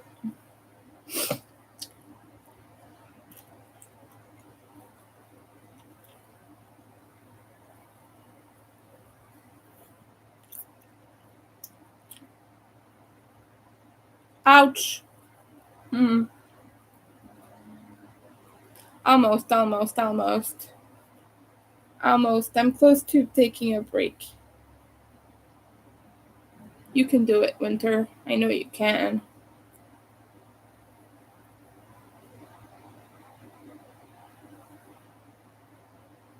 You just pick up my next project and see. Yeah. So if I could do about 2 rounds of my other blanket, that would be a satisfactory day. I'll do that later when I'm not on stream. But thank you so much, both of you, for watching. Even if you're doing other things at the moment, I appreciate that a lot. And thank you so much for stopping by. I'm feeling happy right now. And again, I do want to say I'm having trouble with rent, and I'm missing still a lot of money on that. So if you want to help out, I will put the link there. But it's my Ko-fi. I have a fundraiser for bills, necessities, and that includes rent, of course. So everything donated will go straight to the landlords.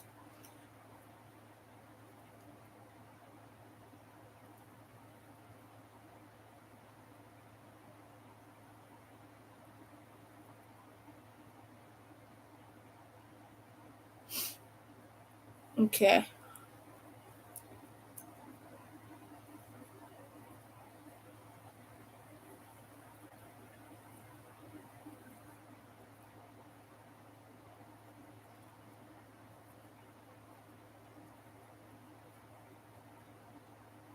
Almost.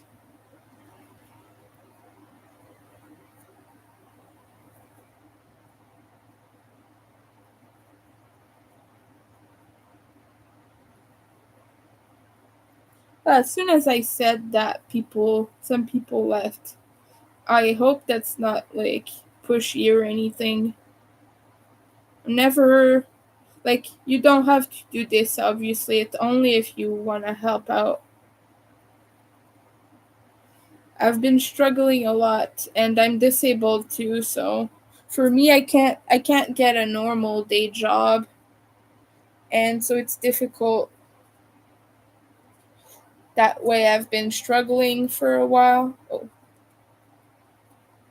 everything is sticky right now. Overheating a little bit.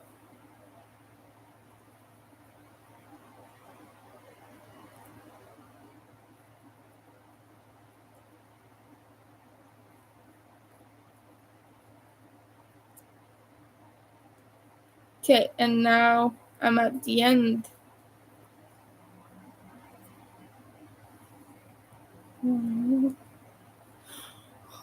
Okay, now I'm good. Oh, all right. Let me show you what we have so far. We have this. It's getting big. Like right now, this is more of a small shawl, but it's covering some space. Wow, I'm gonna have to brush my hair. I just put my shawl on it. And what I do is I take this ribbon and I tie it around the skein so that it doesn't get tangled.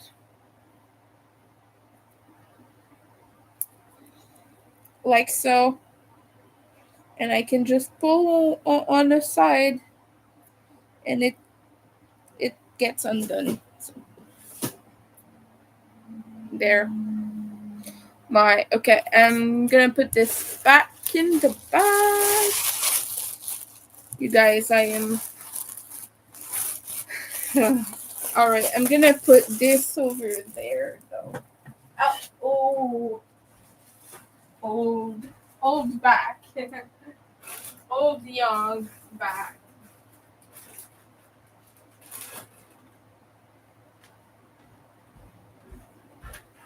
I'll be right back.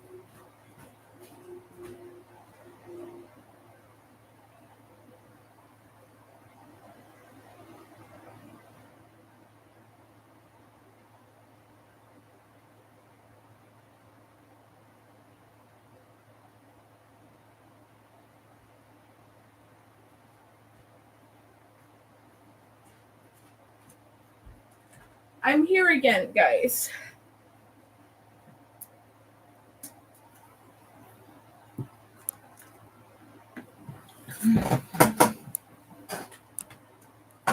Let me just take a hand break though. Oh boy.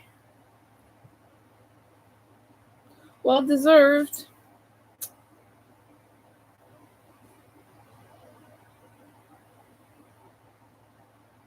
Yeah, I'm gonna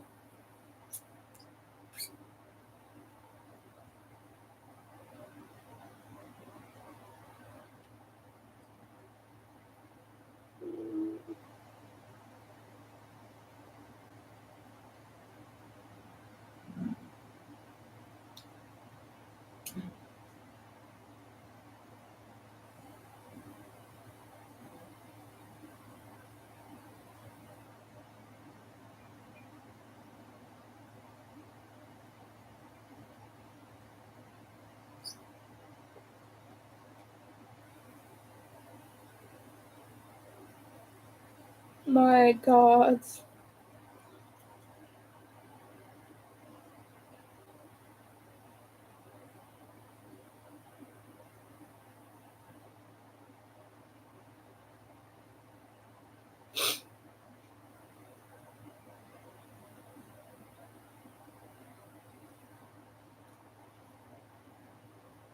Ow.